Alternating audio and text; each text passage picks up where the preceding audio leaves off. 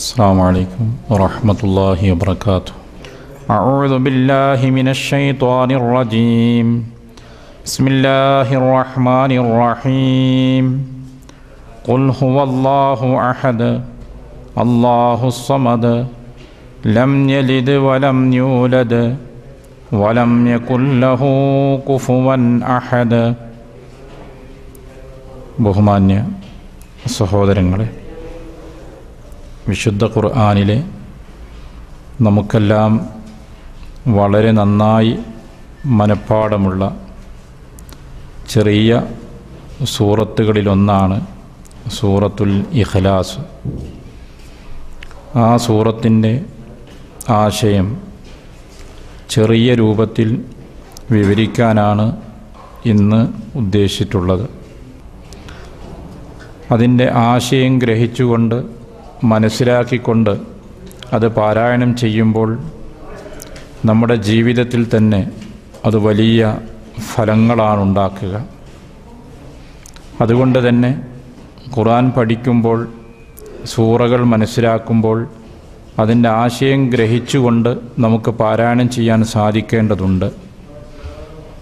അല്ലാഹു നമ്മുടെ ജീവിതത്തിൽ നമുക്ക് നൽകുന്ന വളരെ ശ്രദ്ധേയമായ അനുഗ്രഹങ്ങളിൽ വളരെ പ്രാധാന്യമുള്ളതാണ് വിശുദ്ധ ഖുർആൻ പഠിക്കുകയും മനസ്സിലാക്കുകയും ജീവിതത്തിൽ ഉൾക്കൊള്ളുകയും ചെയ്യാൻ കഴിയുക എന്നത്. അല്ലാഹു അതിനുള്ള തൗഫീഖ് നമുക്കൊക്കെ പ്രദാനം ചെയ്യുമാറാകട്ടെ.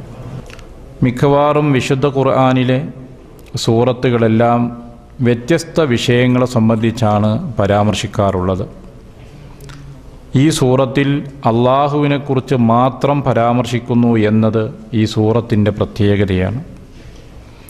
മാത്രവുമല്ല, മറ്റ് ഖുർആനിൻ്റെ ഭാഗങ്ങളിൽ പരാമർശിക്കാത്ത ചില കാര്യങ്ങൾ ഈ സൂറത്തിൽ അള്ളാഹുവിനെ സംബന്ധിച്ച് നമുക്ക് പരിചയപ്പെടുത്തുകയും ചെയ്യുന്നുണ്ട്.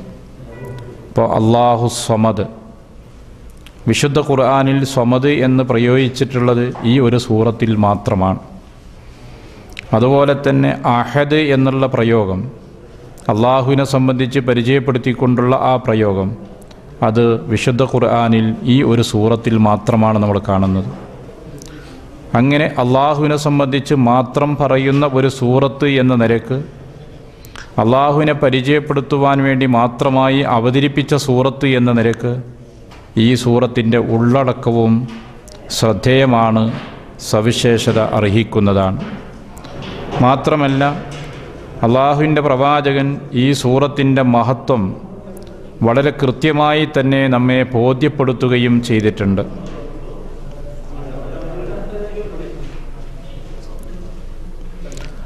പ്രവാചകൻ സല്ലല്ലാഹു അലൈഹി വസല്ലം ഈ സൂറത്തിൻ്റെ സവിശേഷതകൾ വിവിധ സന്ദർഭങ്ങളിലായി നമ്മെ ബോധ്യപ്പെടുത്തിയിട്ടുണ്ട്. ഒരു സന്ദർഭത്തിൽ ഒരു സംഭവം നടന്നു. ആ സംഭവം ആയിഷ റളിയല്ലാഹു അൻഹ നമുക്ക് വിശദീകരിച്ച് തരികയാണ്.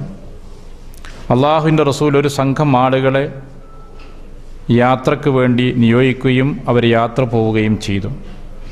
ഏതൊരു യാത്രാ സംഘത്തിനും ഒരു അമീർ അള്ളാഹുവിൻ്റെ പ്രവാചകൻ നിശ്ചയിക്കും. അന്നത്തെ അവരുടെ അമീർ നമസ്കാരത്തിൻ്റെ നേതൃത്വം കൊടുക്കുമ്പോഴെല്ലാം ഖുൽ ഹുവല്ലാഹു അഹദ് എന്ന സൂറത്ത് കൊണ്ടാണ് അദ്ദേഹത്തിൻ്റെ പാരായണം അവസാനിപ്പിച്ചുകൊണ്ടിരുന്നത്. ഈ യാത്രാസംഘം തിരിച്ചു വന്നു. എന്നിട്ട് നബി സല്ലല്ലാഹു അലൈഹി വസല്ലമയോട് സംഗതി പറഞ്ഞു. ഈ സംഭവം പ്രവാചകൻ മുമ്പിൽ വിശദീകരിച്ചപ്പോൾ പ്രവാചകൻ സല്ലല്ലാഹു അലൈഹി വസല്ലം പറഞ്ഞു, സലൂഹു ലി അയ്യി ഷൈഇൻ യസ്നഉ ദാലിക്. എന്തുകൊണ്ടാണ് അയാൾ ഈ സൂറത്ത് തന്നെ പ്രത്യേകം തിരഞ്ഞെടുത്ത് പാരായണം ചെയ്തത്? ഈ കാര്യം നിങ്ങൾ അദ്ദേഹത്തോട് ചോദിക്കുക എന്ന് നബി സല്ലല്ലാഹു അലൈഹി വസല്ലം നിർദ്ദേശിച്ചു. അവരദ്ദേഹത്തോട് ചോദിച്ചു, എന്തുകൊണ്ടാണ് താങ്കൾ ഈ ഒരു സൂറത്ത് ഇത്ര പ്രാധാന്യപൂർവ്വം പാരായണം ചെയ്തത്? അദ്ദേഹത്തിൻ്റെ മറുപടി, ലി അന്നഹാ സിഫത്തുർ റഹ്മാൻ, ദയാപരനായ കാരുണ്യവാനായ അള്ളാഹുവിൻ്റെ വിശേഷണമാണ്, സിഫത്താണ് ഇതിലുള്ളത്. അള്ളാഹുവിനെ പരിചയപ്പെടുത്തുന്ന സിഫത്ത്, അള്ളാഹുവിൻ്റെ സിഫത്തുകൾ മനസ്സിലാക്കി തരുന്ന ഒരു സൂറയാണിത്. വഅന ഉഹിബ്ബു അൻ നഖറഅ ബിഹ, അത് പാരായണം ചെയ്യുന്നതിന് എനിക്കൊരു പ്രത്യേക താല്പര്യമാണ്. വിശുദ്ധ ഖുർആനിൽ ഏത് അധ്യായം പാരായണം ചെയ്യുന്നതിനും ഒരു വിശ്വാസിയെ സംബന്ധിച്ചിടത്തോളം സന്തോഷമുണ്ടാകും. പക്ഷെ അള്ളാഹുവിൻ്റെ സിഫത്ത് ഉൾക്കൊള്ളുന്ന ഒരു സൂറത്ത് എന്ന നിലക്ക് ഇത് പാരായണം ചെയ്യുന്നതിന് എനിക്കൊരു പ്രത്യേക താല്പര്യമുണ്ട് എന്ന് അദ്ദേഹം പറഞ്ഞു. അള്ളാഹുവിൻ്റെ റസൂൽ അതിന് പ്രതികരിച്ചിട്ടുള്ളത് അഖ്ബിറൂഹു അന്നല്ലാഹ തആല യുഹിബ്ബുഹു, അള്ളാഹു അദ്ദേഹത്തെ ഇഷ്ടപ്പെടുന്നു എന്ന വിവരം നിങ്ങൾ അദ്ദേഹത്തെ അറിയിക്കുക. ഇതൊരു മനുഷ്യന് ലഭിക്കുന്ന മഹത്തായ അംഗീകാരമാണ്. അള്ളാഹു തന്നെ ഇഷ്ടപ്പെട്ടിരിക്കുന്നു എന്നുള്ളത് നമുക്ക് സ്വാഭാവികമായും അറിയാൻ സാധ്യമല്ല. വഹ്യ് മുഖേനയാണ് അക്കാര്യം അറിയുന്നത്. അത് അള്ളാഹുവിൻ്റെ പ്രവാചകന് വഹ്യ് ലഭിക്കുന്നു. റസൂൽ കരീം സല്ലല്ലാഹു അലൈഹി വസല്ലം ആ വിവരം ഈ സംഘത്തിൻ്റെ നേതാവായി നിശ്ചയിച്ച ഇമാമിനോട് പറയാൻ അറിയിക്കുകയും ചെയ്യുന്നു. പ്രവാചകൻ അത് സമൂഹത്തിനു മുമ്പിൽ വിളംബരം ചെയ്യുകയാണ്. ഈ മഹത്തായ അനുഗ്രഹം, റബ്ബിൻ്റെ പ്രീതി നേടിയെടുക്കാൻ സാധിച്ചത് അദ്ദേഹം ഈ സൂറത്ത് റഹ്മാൻ്റെ സിഫത്താണ് എന്ന് തിരിച്ചറിഞ്ഞുകൊണ്ട് പാരായണം ചെയ്തതാണ്. സൂറത്ത് മനഃപ്പാടമുള്ളത് ഓതി തീർക്കുകയല്ല, ഇതിലെന്ത് ഉൾക്കൊള്ളുന്നു എന്നുള്ള ആശയം അദ്ദേഹം വേണ്ടുവോളം മനസ്സിലാക്കുകയും അതുകൊണ്ട് ആ സൂറത്തിനോട് അദ്ദേഹത്തിൻ്റെ മനസ്സിലൊരു പ്രത്യേക സ്നേഹമുണ്ടാവുകയും ചെയ്തു. അക്കാരണത്താൽ അദ്ദേഹത്തിന് ലഭിച്ചിട്ടുള്ള അംഗീകാരമാണ് ഇത്. ഇമാം ബുഖാരി ഉദ്ധരിക്കുന്ന മറ്റൊരു ഹദീസിൽ നമുക്ക് കാണാം, ഖുബാ മസ്ജിദ് റസൂൽ സല്ലല്ലാഹു അലൈഹി വസല്ലം മദീനയിലേക്കുള്ള യാത്രയിൽ ആദ്യമായി നിർമ്മിച്ച പള്ളി. 2 റക്അത്ത് സുന്നത്ത് നമസ്കരിക്കുന്നതിന് ഉംറയുടെ പ്രതിഫലം ലഭിക്കുന്നു എന്ന് നമ്മളെ പരിചയപ്പെടുത്തിയിട്ടുള്ള പള്ളി. ലമസ്ജിദുൻ നുസ്സിസ അല തഖ്വ, ഭക്തിയുടെ അടിസ്ഥാനത്തിൽ, തഖ്വയുടെ അടിസ്ഥാനത്തിൽ പടുത്തുയർത്തപ്പെട്ട പള്ളി എന്ന് വിശുദ്ധ ഖുർആൻ പരിചയപ്പെടുത്തിയിട്ടുള്ള പള്ളിയാണ് മസ്ജിദ് ഖുബ. ആ ഖുബാ പള്ളിയിൽ ഇമാമായി അൻസാരികളിൽപ്പെട്ട ഒരാളെയാണ് നിശ്ചയിക്കപ്പെട്ടിരുന്നത്. അദ്ദേഹം നബി സല്ലല്ലാഹു അലൈഹി വസല്ലമയിൽ നിന്ന് ഖുർആൻ അത്യാവശ്യം പഠിച്ച വ്യക്തിയാണ്.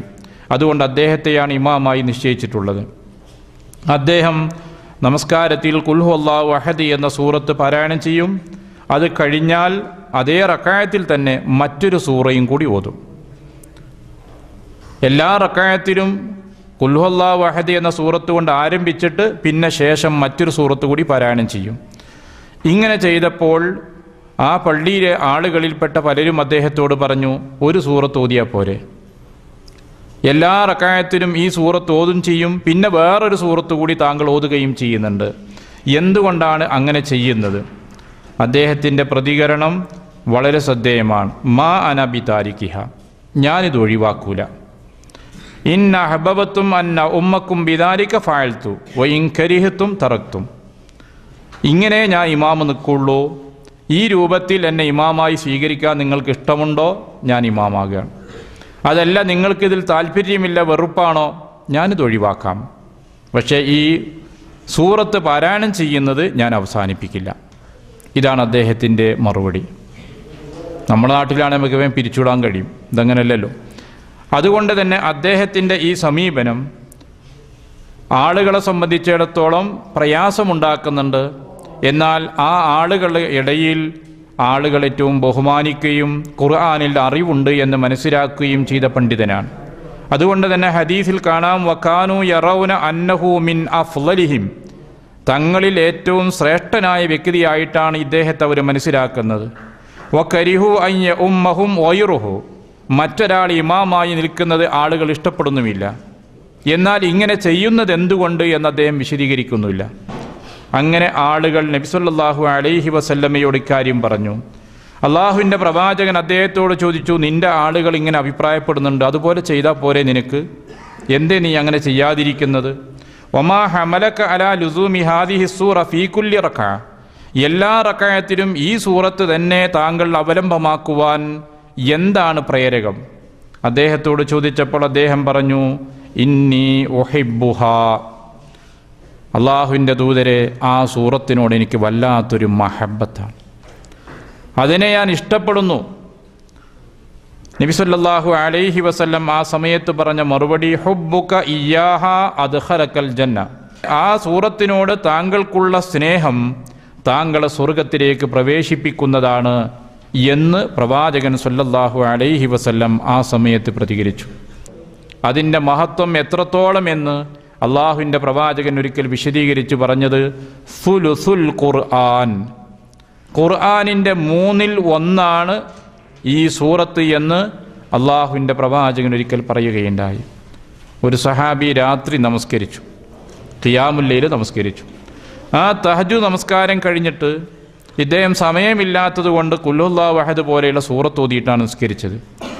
ഈ സൂറത്ത് ഓതി നിസ്കരിച്ച വ്യക്തി പ്രവാചകൻ്റെ അടുക്കൽ വന്നിട്ട് പറഞ്ഞു, വല്ലാത്തൊരു പ്രയാസം മനസ്സിന്. ദീർഘമായി ഖുർആൻ പാരായണം ചെയ്ത് നിസ്കരിക്കാറുള്ള ഒരു വ്യക്തിയെ സംബന്ധിച്ചിടത്തോളം അതിനുള്ള അവസരം നഷ്ടപ്പെടുമ്പോൾ മനസ്സിന് വേദനയുണ്ടാകും. ആ വേദന അദ്ദേഹം പ്രവാചകനോട് പങ്കുവെച്ചു. വഖാന റജുലു യതഖല്ലുഹ, താൻ ഓതിയിട്ടുള്ള ഈ ഖുൽ ഹുവല്ലാഹു അഹദ് എന്ന സൂറത്ത് വളരെ കുറച്ചായിപ്പോയല്ലോ എന്ന തോന്നലാണ് അയാളെ മനസ്സിലുള്ളത്. ആ വിഷമമാണ് നബി സല്ലല്ലാഹു അലൈഹി വസല്ലമയുടെ മുമ്പിൽ അദ്ദേഹം അവതരിപ്പിച്ചത്. അള്ളാഹുവിൻ്റെ പ്രവാചകൻ അദ്ദേഹത്തോട് പറഞ്ഞത്, വല്ലദീ നഫ്സി ബിയദിഹി ഇന്നഹാ ലതഅദിലു സുലുസൽ ഖുർആൻ, എൻ്റെ ആത്മാവ് ആരുടെ കയ്യിലാണോ അവനിലാണ് സത്യം. അള്ളാഹുവിൽ സത്യം ചെയ്തുകൊണ്ട് റസൂൽ കരീം സല്ലല്ലാഹു അലൈഹി വസല്ലം ഇക്കാര്യം ബോധ്യപ്പെടുത്തുകയാണ്. വല്ലദീ നഫ്സി ബിയദിഹി, എൻ്റെ ആത്മാവ് ആരുടെ കയ്യിലാണോ അവനിലാണ് സത്യം. ഇന്നഹാ ലതഅദിലു സുലുസൽ ഖുർആൻ, ഖുർആനിൻ്റെ 1/3 സമാനമാണിത് എന്ന് മഹാനായ റസൂൽ കരീം സല്ലല്ലാഹു അലൈഹി വസല്ലം ആ സന്ദർഭത്തിൽ പരാമർശിച്ചു.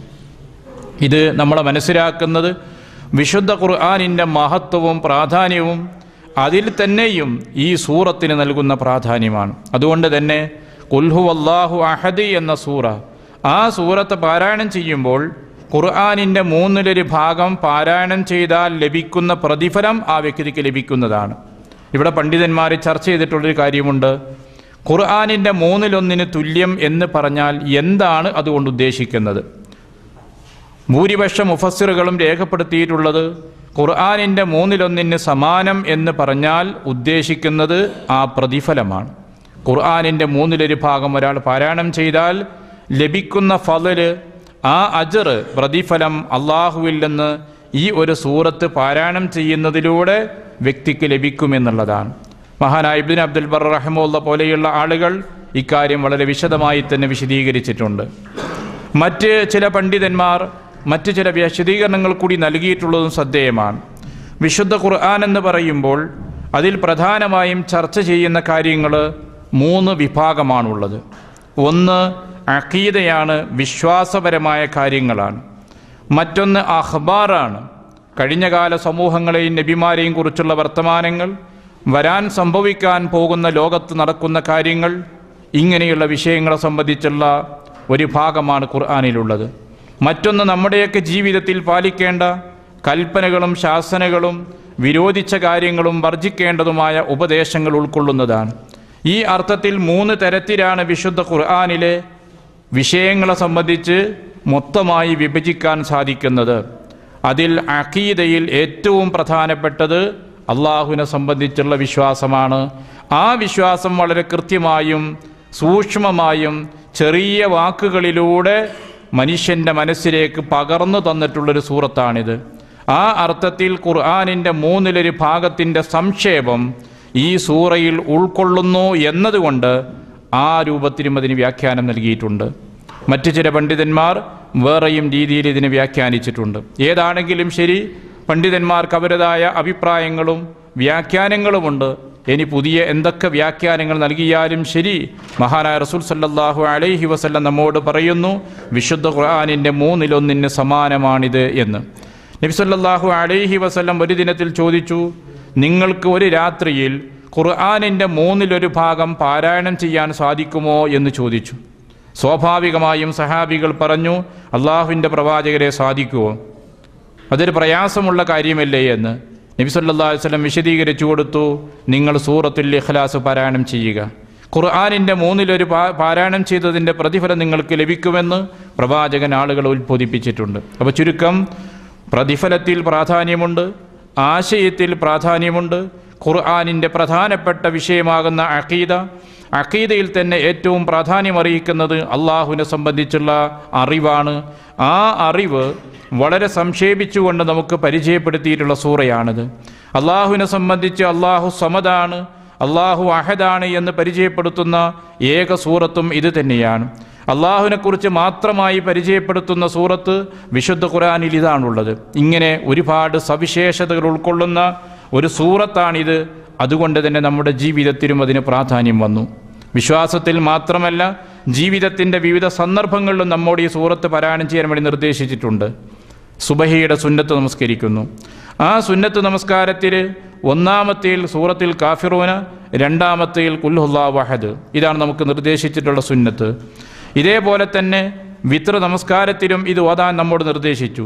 തവാഫിൻ്റെ സുന്നത്തിലും ഈ 2 സൂറത്തുകൾ പാരായണം ചെയ്യാൻ വേണ്ടി നമ്മോട് പറഞ്ഞു. ഇങ്ങനെ നമ്മുടെ ജീവിതത്തിൽ അള്ളാഹുവിൻ്റെ മുമ്പിൽ ഏറ്റവും ഭക്തിപൂർവ്വം നാം നിർവഹിക്കുന്ന നമസ്കാരത്തിൽ ഈ സൂറ തന്നെ ആവർത്തിച്ച് പാരായണം ചെയ്യുവാൻ വേണ്ടി നമ്മോട് നിർദ്ദേശിക്കപ്പെട്ടു എന്നതും നമ്മുടെ ജീവിതത്തിൽ ഈ സൂറത്ത് എന്നും ഓർമ്മിച്ചിരിക്കേണ്ടതുണ്ട്. അതിൻ്റെ ആശയം നമ്മുടെ മനസ്സിൽ തറഞ്ഞു നിൽക്കേണ്ടതുണ്ട് എന്ന ഒരു സന്ദേശത്തിലേക്കാണ് നമുക്ക് വെളിച്ചം നൽകുന്നത്. മാത്രമല്ല, അതിൻ്റെ അടിസ്ഥാനത്തിൽ തന്നെ പണ്ഡിതന്മാർ ചർച്ച ചെയ്തിട്ടുള്ള ഭാഗമുണ്ട്. ഈ സൂറത്തും സൂറത്തുൽ കാഫിറൂനയും 2 ആശയത്തെയാണ് സ്ഥിരീകരിക്കുന്നത്. സൂറത്തുൽ കാഫിറൂന നമുക്ക് നൽകുന്ന പ്രധാനപ്പെട്ട സന്ദേശം വളരെ ശ്രദ്ധേയമാണ്. അള്ളാഹുവിനെ സംബന്ധിച്ചുള്ള തെറ്റായ ധാരണകൾ തിരുത്തുകയാണ് സൂറത്തുൽ കാഫിറൂൻ ചെയ്യുന്നത്. ലാ അഅ്ബുദു, ഞാൻ ആരാധിക്കുന്നില്ല, ഇങ്ങനെയുള്ള നിരാകരണമാണ് സൂറത്തുൽ കാഫിറൂനയിലുള്ള മൊത്തമായ ആശയം. എന്നാൽ സൂറത്തുൽ ഇഖ്ലാസിൽ സ്ഥിരീകരണമാണ്. അള്ളാഹു അഹദാണ്, അള്ളാഹു സമദാണ്, ഇങ്ങനെയുള്ള സ്ഥിരീകരണമാണ് സൂറത്തുൽ ഇഖ്ലാസിലുള്ളത്. ഇത്തരത്തിൽ ഈ 2 സൂറത്തും തമ്മിൽ അഭേദ്യമായ ബന്ധമുണ്ട്. നിർമ്മാണവും സംഹാരവും നടക്കേണ്ടതുണ്ട്. സമൂഹത്തിൻ്റെ മനസ്സിൽ രൂഢമായിട്ടുള്ള ശിർക്ക്, ബഹുദൈവ വിശ്വാസമുണ്ട്, ദൈവനിഷേധമുണ്ട്. ഇത്തരത്തിൽ സമൂഹത്തിൻ്റെ മുമ്പിൽ സ്വാധീനിച്ചിട്ടുള്ള ഒട്ടേറെ ജീർണതകളുണ്ട്. ആ ജീർണതകളെയെല്ലാം നിരാകരിക്കുകയും നിഷേധിക്കുകയും ഇല്ലായ്മ ചെയ്യുകയും വേണം. പകരം ആ സ്ഥാനത്ത് പുതിയ കെട്ടിടം പണിയണം. ആ കെട്ടിടം അള്ളാഹുവിലുള്ള വിശ്വാസത്തിലായിരിക്കണം, ശുദ്ധമായ കളങ്കമില്ലാത്ത അഖീദയുടെ അടിസ്ഥാനത്തിലായിരിക്കണം. ആ ശുദ്ധമായ വിശ്വാസവും അതിൽ നിന്ന് ഉത്ഭൂതമാകുന്ന സംസ്കാരവും അതനുസരിച്ച് നമുക്ക് ലഭിക്കുന്ന ജീവിത വീക്ഷണവും ജീവിത രീതിയും, ഇതാണ് ഇസ്ലാമിൻ്റെ ആകത്തുക എന്ന് പറയുന്നത്. അത് നിർമ്മാണം നിർവഹിക്കുകയും ചെയ്യണം. അതുകൊണ്ട് തന്നെ ഈ 2 സൂറത്തുകളും ജീവിതത്തിൽ ആവർത്തിക്കപ്പെടുവാൻ നമ്മോട് കൽപ്പിക്കപ്പെട്ടതിൽ ഇത്തരമൊരു മഹത്തായ തത്വവും കൂടിയുണ്ട് എന്ന് പണ്ഡിതന്മാർ നമ്മെ ഓർമ്മപ്പെടുത്തുന്നുണ്ട്. ഏതായിരുന്നാലും ശരി, വളരെ പ്രാധാന്യമുള്ള സൂറത്തുകളിൽ ഒന്നാണ് സൂറത്തുൽ ഇഖ്ലാസ് എന്ന് നാം മനസ്സിലാക്കുകയാണ്. ഈ സൂറത്തിൻ്റെ പേര് നമുക്കെല്ലാം പരിചയമുള്ളത് സൂറത്തുൽ ഇഖ്ലാസ് എന്നാണ്. സാധാരണ വിശുദ്ധ ഖുർആനിലെ സൂറകൾക്ക് പേര് നൽകുമ്പോൾ മിക്കവാറും സൂറത്തിൻ്റെ പേരൊക്കെ ആ സൂറത്തിൽ വന്ന ഒരു സംഭവത്തെയോ പദത്തെയൊക്കെ ആയിരിക്കും. ഉദാഹരണമായി സൂറത്തുൽ ബഖറ, അതിൽ ഒരു പശുവിനെ സംബന്ധിച്ചുള്ള പരാമർശമുണ്ട്. ഇസ്രായേൽ സമൂഹവുമായി ബന്ധപ്പെട്ട് പശുവിനെ സംബന്ധിച്ച് പരാമർശിക്കുന്നത് കൊണ്ടാണ് അതിന് അൽ ബഖറ എന്ന് പേര് കൊടുത്തിട്ടുള്ളത്. അതേപോലെ ആൽ ഇമ്രാൻ കുടുംബത്തെക്കുറിച്ച് പരാമർശിക്കുന്നത് കൊണ്ട് അതിന് സൂറത്ത് ആൽ ഇമ്രാൻ എന്ന് പറഞ്ഞു. സൂറത്തുൻ നാസിൽ നാസ് എന്നുള്ള പദം വരുന്നുണ്ട്. സൂറത്തുൽ ഫലഖിൽ ഫലഖ് എന്ന പദം വരുന്നുണ്ട്. എന്നാൽ ഇഖ്ലാസ് എന്ന പദം ഈ സൂറത്തിലില്ല. ഉണ്ടോ? ഈ സൂറത്തിൽ എവിടെയും ഇഖ്ലാസ് എന്ന പദമില്ല. പക്ഷേ ആ പേരാണ് പണ്ഡിതന്മാർ നൽകിയിട്ടുള്ളതും വളരെയധികം പ്രസിദ്ധമായിട്ടുള്ളതും. ഇഖ്ലാസ് എന്ന് പറഞ്ഞാൽ കളങ്കമില്ലാതെയാക്കുക എന്നതാണ്. വിശ്വാസത്തിൻ്റെ ശുദ്ധീകരണമാണ്. അള്ളാഹുവിനെ സംബന്ധിച്ച് ശരിയായ ധാരണ എന്താണെന്നും ദൈവത്തെ സംബന്ധിച്ചുള്ള തെറ്റായ ധാരണകൾ എന്തെന്നും വേർതിരിച്ച് ശുദ്ധമായ അള്ളാഹുവിനെ സംബന്ധിച്ചുള്ള ധാരണ നമ്മുടെ മനസ്സിലേക്ക് പകർന്നു തരുന്ന ഒരധ്യായമാണ്. അതാണ് ഇഖ്ലാസ്. ഷിർക്കിൻ്റെ കലർപ്പില്ലാത്ത, ബഹുദൈവത്വത്തിൻ്റെ കലർപ്പില്ലാത്ത, കളങ്കമില്ലാത്ത ശുദ്ധമായ വിശ്വാസം ഇത് ഉൾക്കൊള്ളുന്നതാണ് ഇഖ്ലാസ് എന്ന് ഈ പേര് നൽകിയതിലുള്ള തത്വം. എന്നാൽ ഈ സൂറത്തിന് ഏകദേശം 22ഓളം പേരുകൾ പണ്ഡിതന്മാർ ഇതിന് നൽകിയിട്ടുണ്ട്. സൂറത്ത് ഖുൽ ഹുവല്ലാഹു അഹദ് എന്ന് പേരുണ്ട്. അതേപ്രകാരം തന്നെ സൂറത്തു സമദ് എന്ന പേരുണ്ട്, സൂറത്തുൽ അഹദ് എന്ന പേരുണ്ട്. അങ്ങനെ അനേകം പേരുകളാണ് ഈ സൂറത്തിന് പണ്ഡിതന്മാരുടെ ഗ്രന്ഥങ്ങൾ പരിശോധിച്ചപ്പോൾ കാണാൻ കഴിയുന്നത്. തൗഹീദിൻ്റെ പ്രധാനപ്പെട്ട കാര്യങ്ങൾ ഉൾക്കൊള്ളുന്നതുകൊണ്ട് സൂറത്തു തൗഹീദ് എന്ന് പേര് കൊടുത്തു. ഇസ്ലാമിൻ്റെ അടിസ്ഥാന വിഷയങ്ങൾ ഉൾക്കൊള്ളുന്നതുകൊണ്ട് സൂറത്തുൽ അസാസ് എന്നതിന് പേര് കൊടുത്തിട്ടുണ്ട്. ഇങ്ങനെ ഈ സൂറത്ത് ഉൾക്കൊള്ളുന്ന ആശയങ്ങൾക്കനുസൃതമായി അതിലുള്ള പദങ്ങളും ആശയങ്ങളും പരിഗണിച്ചുകൊണ്ട് 22ഓളം നാമങ്ങൾ ഈ സൂറത്തിന് പണ്ഡിതന്മാർ നൽകിയിട്ടുണ്ട്. ഇത് തന്നെ നമ്മൾ മനസ്സിലാക്കുന്നത് ഈ സൂറത്തിൻ്റെ മഹത്വമാണ്. ഒരു സൂറത്തിൽ ഉൾക്കൊള്ളുന്ന 4 വചനങ്ങളാണുള്ളത്. ആ വചനങ്ങളിൽ നിന്ന് 22ഓളം നാമങ്ങൾ നൽകുവാൻ മാത്രം ഈ സൂറത്തിൽ ആശയങ്ങൾ വൈപുല്യമാണ് എന്നതാണ് സൂചിപ്പിക്കുന്നത്. അതുകൊണ്ടാണ് വൈവിധ്യമാർന്ന നാമങ്ങൾ ഈ ചെറിയ സൂറത്തിന് ലഭിക്കാനുള്ള കാരണം. അതും നമ്മെ ചിന്തിപ്പിക്കുന്നത് ഈ സൂറത്തിന് മഹത്വമുണ്ട് എന്നുള്ളതാണ്. സൂറത്ത് ആരംഭിക്കുന്നത് സൂറത്ത് ഖുൽ എന്ന പദപ്രയോഗം കൊണ്ടാണ് ആരംഭിച്ചിട്ടുള്ളത്. ഖുൽ. വിശുദ്ധ ഖുർആനിൽ 5 സൂറകളാണ് ഖുൽ എന്ന് പറയുന്ന പ്രയോഗത്തോടുകൂടെ ആരംഭിച്ചിട്ടുള്ളത്. ഖുൽ അഊദു റബ്ബിൽ ഫലഖ്, ഖുൽ അഊദു റബ്ബിൻ നാസ്, ഖുൽ യാ അയ്യുഹൽ കാഫിറൂൻ. 5-മത്തേത് ഏതാണ്? ഖുൽ ഊഹിയ ഇലയ്യ അന്നഹു ഇസ്തമഅ നഫറും മിനൽ ജിന്ന്. സൂറത്തുൽ ജിന്നാണ്. ഈ 5 സൂറകളാണ് വിശുദ്ധ ഖുർആനിൽ ഖുൽ പ്രഖ്യാപിക്കുക എന്നുള്ള ആഹ്വാനത്തോടുകൂടെ ആരംഭിച്ചിട്ടുള്ളത്. എന്തുകൊണ്ടാണ് ഇവിടെ ഖുൽ എന്നുള്ള പ്രഖ്യാപനം നടത്തണമെന്ന് അള്ളാഹുവിൻ്റെ കൽപ്പനയുണ്ടായത്? വിവിധ കാരണങ്ങൾ നമുക്ക് കാണാൻ സാധിക്കുന്നുണ്ട്. ഈ സൂറത്ത് അവതരിച്ചതിനൊരു പശ്ചാത്തലമുണ്ട്. മക്കയിലുള്ള മുശ്രിക്കുകൾ ചില ചോദ്യങ്ങൾ ഉന്നയിക്കുകയും ആ ചോദ്യങ്ങൾക്ക് മറുപടിയായിക്കൊണ്ടാണ് ഈ സൂറത്ത് അവതരിച്ചിട്ടുള്ളത്. വിശുദ്ധ ഖുർആനിൽ ചിലയിടങ്ങളിൽ യസ് അലൂനക അങ്ങനെ പ്രയോഗം കാണാം. യസ് അലൂനക അനിൽ അഹില്ല, മാസങ്ങളെ സംബന്ധിച്ച് അവർ ചോദിക്കുന്നു. ഖുൽ, പ്രവാചകരെ പ്രഖ്യാപിക്കണം, മറുപടി പറഞ്ഞു കൊടുക്കണം. ഹിയ മവാഖീതു ലിന്നാസ്, ജനങ്ങൾക്കുള്ള കലണ്ടറാണത്. സമയം മനസ്സിലാക്കുവാൻ വേണ്ടിയാണ് മാസങ്ങൾ ഉദയം ചെയ്യുന്നത്. അതാണ് അതിൻ്റെ ഒരു ഫലം എന്ന് ആളുകൾ പറഞ്ഞു കൊടുക്കണം. ഇതേപോലെ ഇവിടെയും ചില ചോദ്യങ്ങൾ സമൂഹത്തു നിന്നുണ്ടായിരുന്നു.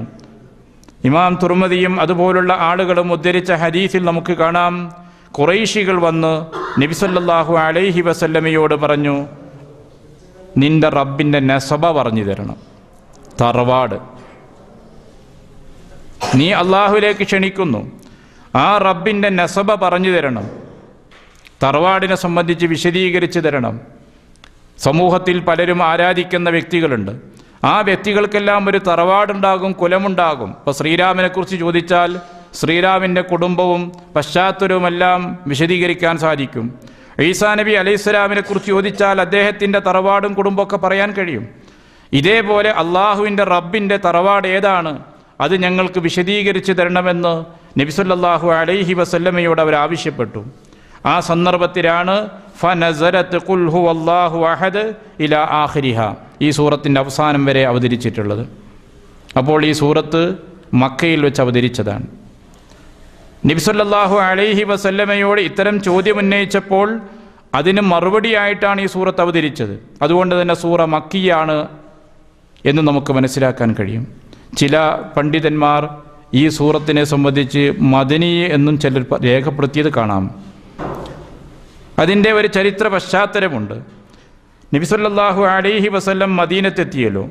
മദീനത്തെത്തിയപ്പോൾ നബി സല്ലല്ലാഹു അലൈഹി വസല്ലമയോട് മദീനയിലുള്ള ചില ആളുകളും ചില സംശയങ്ങൾ ചോദിച്ചു. ഒന്ന്, മദീനത്തുണ്ടായിരുന്ന യഹൂദന്മാരാണ്. ജൂത പുരോഹിതന്മാർ ഹുയയ്യ് ഇബ്നു അഖ്തബ്, കഅബ് ഇബ്നുൽ അഷ്റഫ് പോലെയുള്ള യഹൂദ നേതാക്കന്മാർ നബി സല്ലല്ലാഹു അലൈഹി വസല്ലമയുടെ അടുക്കൽ വന്നിട്ട് പറഞ്ഞു, സിഫ് ലനാ റബ്ബക്, നിന്റെ റബ്ബിനെക്കുറിച്ച് നീ ഞങ്ങൾക്ക് വിവരിച്ചു തരിക. ലഅല്ലനാ നുഅ്മിനു ബിക്, ഞങ്ങൾ നിന്നിൽ വിശ്വസിച്ചേക്കാം. റസൂൽ സല്ലല്ലാഹു അലൈഹി വസല്ലമയോട് അവരാവശ്യപ്പെട്ടിട്ടുണ്ട്. ഇതേപോലെ തന്നെ ആമിർ ബിൻ തുഫൈൽ, അർബദ് ബിൻ റബിയ തുടങ്ങിയ ആളുകൾ, അവർ മദീനക്കാരാണ്. അവർ റസൂലിൻ്റെ അടുക്കൽ വന്നിട്ട് ചോദിച്ചു, ഇലാ മതദഊന, ഏത് കാര്യത്തിലേക്കാണ് നീ ഞങ്ങളെ ക്ഷണിക്കുന്നത്? അള്ളാഹു റസൂല് പറഞ്ഞു, ഇലല്ലാ, അള്ളാഹുവിലേക്കാണ് നിങ്ങളെ ക്ഷണിക്കുന്നത്. അപ്പോൾ ആമിർ പറഞ്ഞു, സിഫ്ഹു ലന, ഞങ്ങൾക്ക് ആ അള്ളാഹുവിനൊന്ന് പരിചയപ്പെടുത്തി തരണം. അമിൻ ദഹബിൻ ഹുവ അമ്മിൻ ഫില്ലത്തിൻ അമ്മിൻ ഹദീദിൻ അമ്മിൻ ഖശബിൻ, സ്വർണമാണോ വെള്ളിയാണോ മരമാണോ അതല്ല ഇരുമ്പാണോ? ഏതാണ് നീ പറയുന്ന അള്ളാഹു? ആ അള്ളാഹുവിനെ എന്തുകൊണ്ടാണ് ഉണ്ടാക്കിയിട്ടുള്ളത്? അതുകൊണ്ട് ഞങ്ങൾക്കൊന്ന് പറഞ്ഞു തരണമെന്ന് ഈ ആളുകൾ ആവശ്യപ്പെട്ടു. ഇതൊക്കെ ചോദിക്കുന്നതിൽ ആശ്ചര്യമില്ല. കാരണം അവർ ഇതുപോലുള്ള വസ്തുക്കൾ ഉണ്ടാക്കി വെച്ച് അതിനെ ആരാധിക്കുന്ന സമൂഹമാണ്.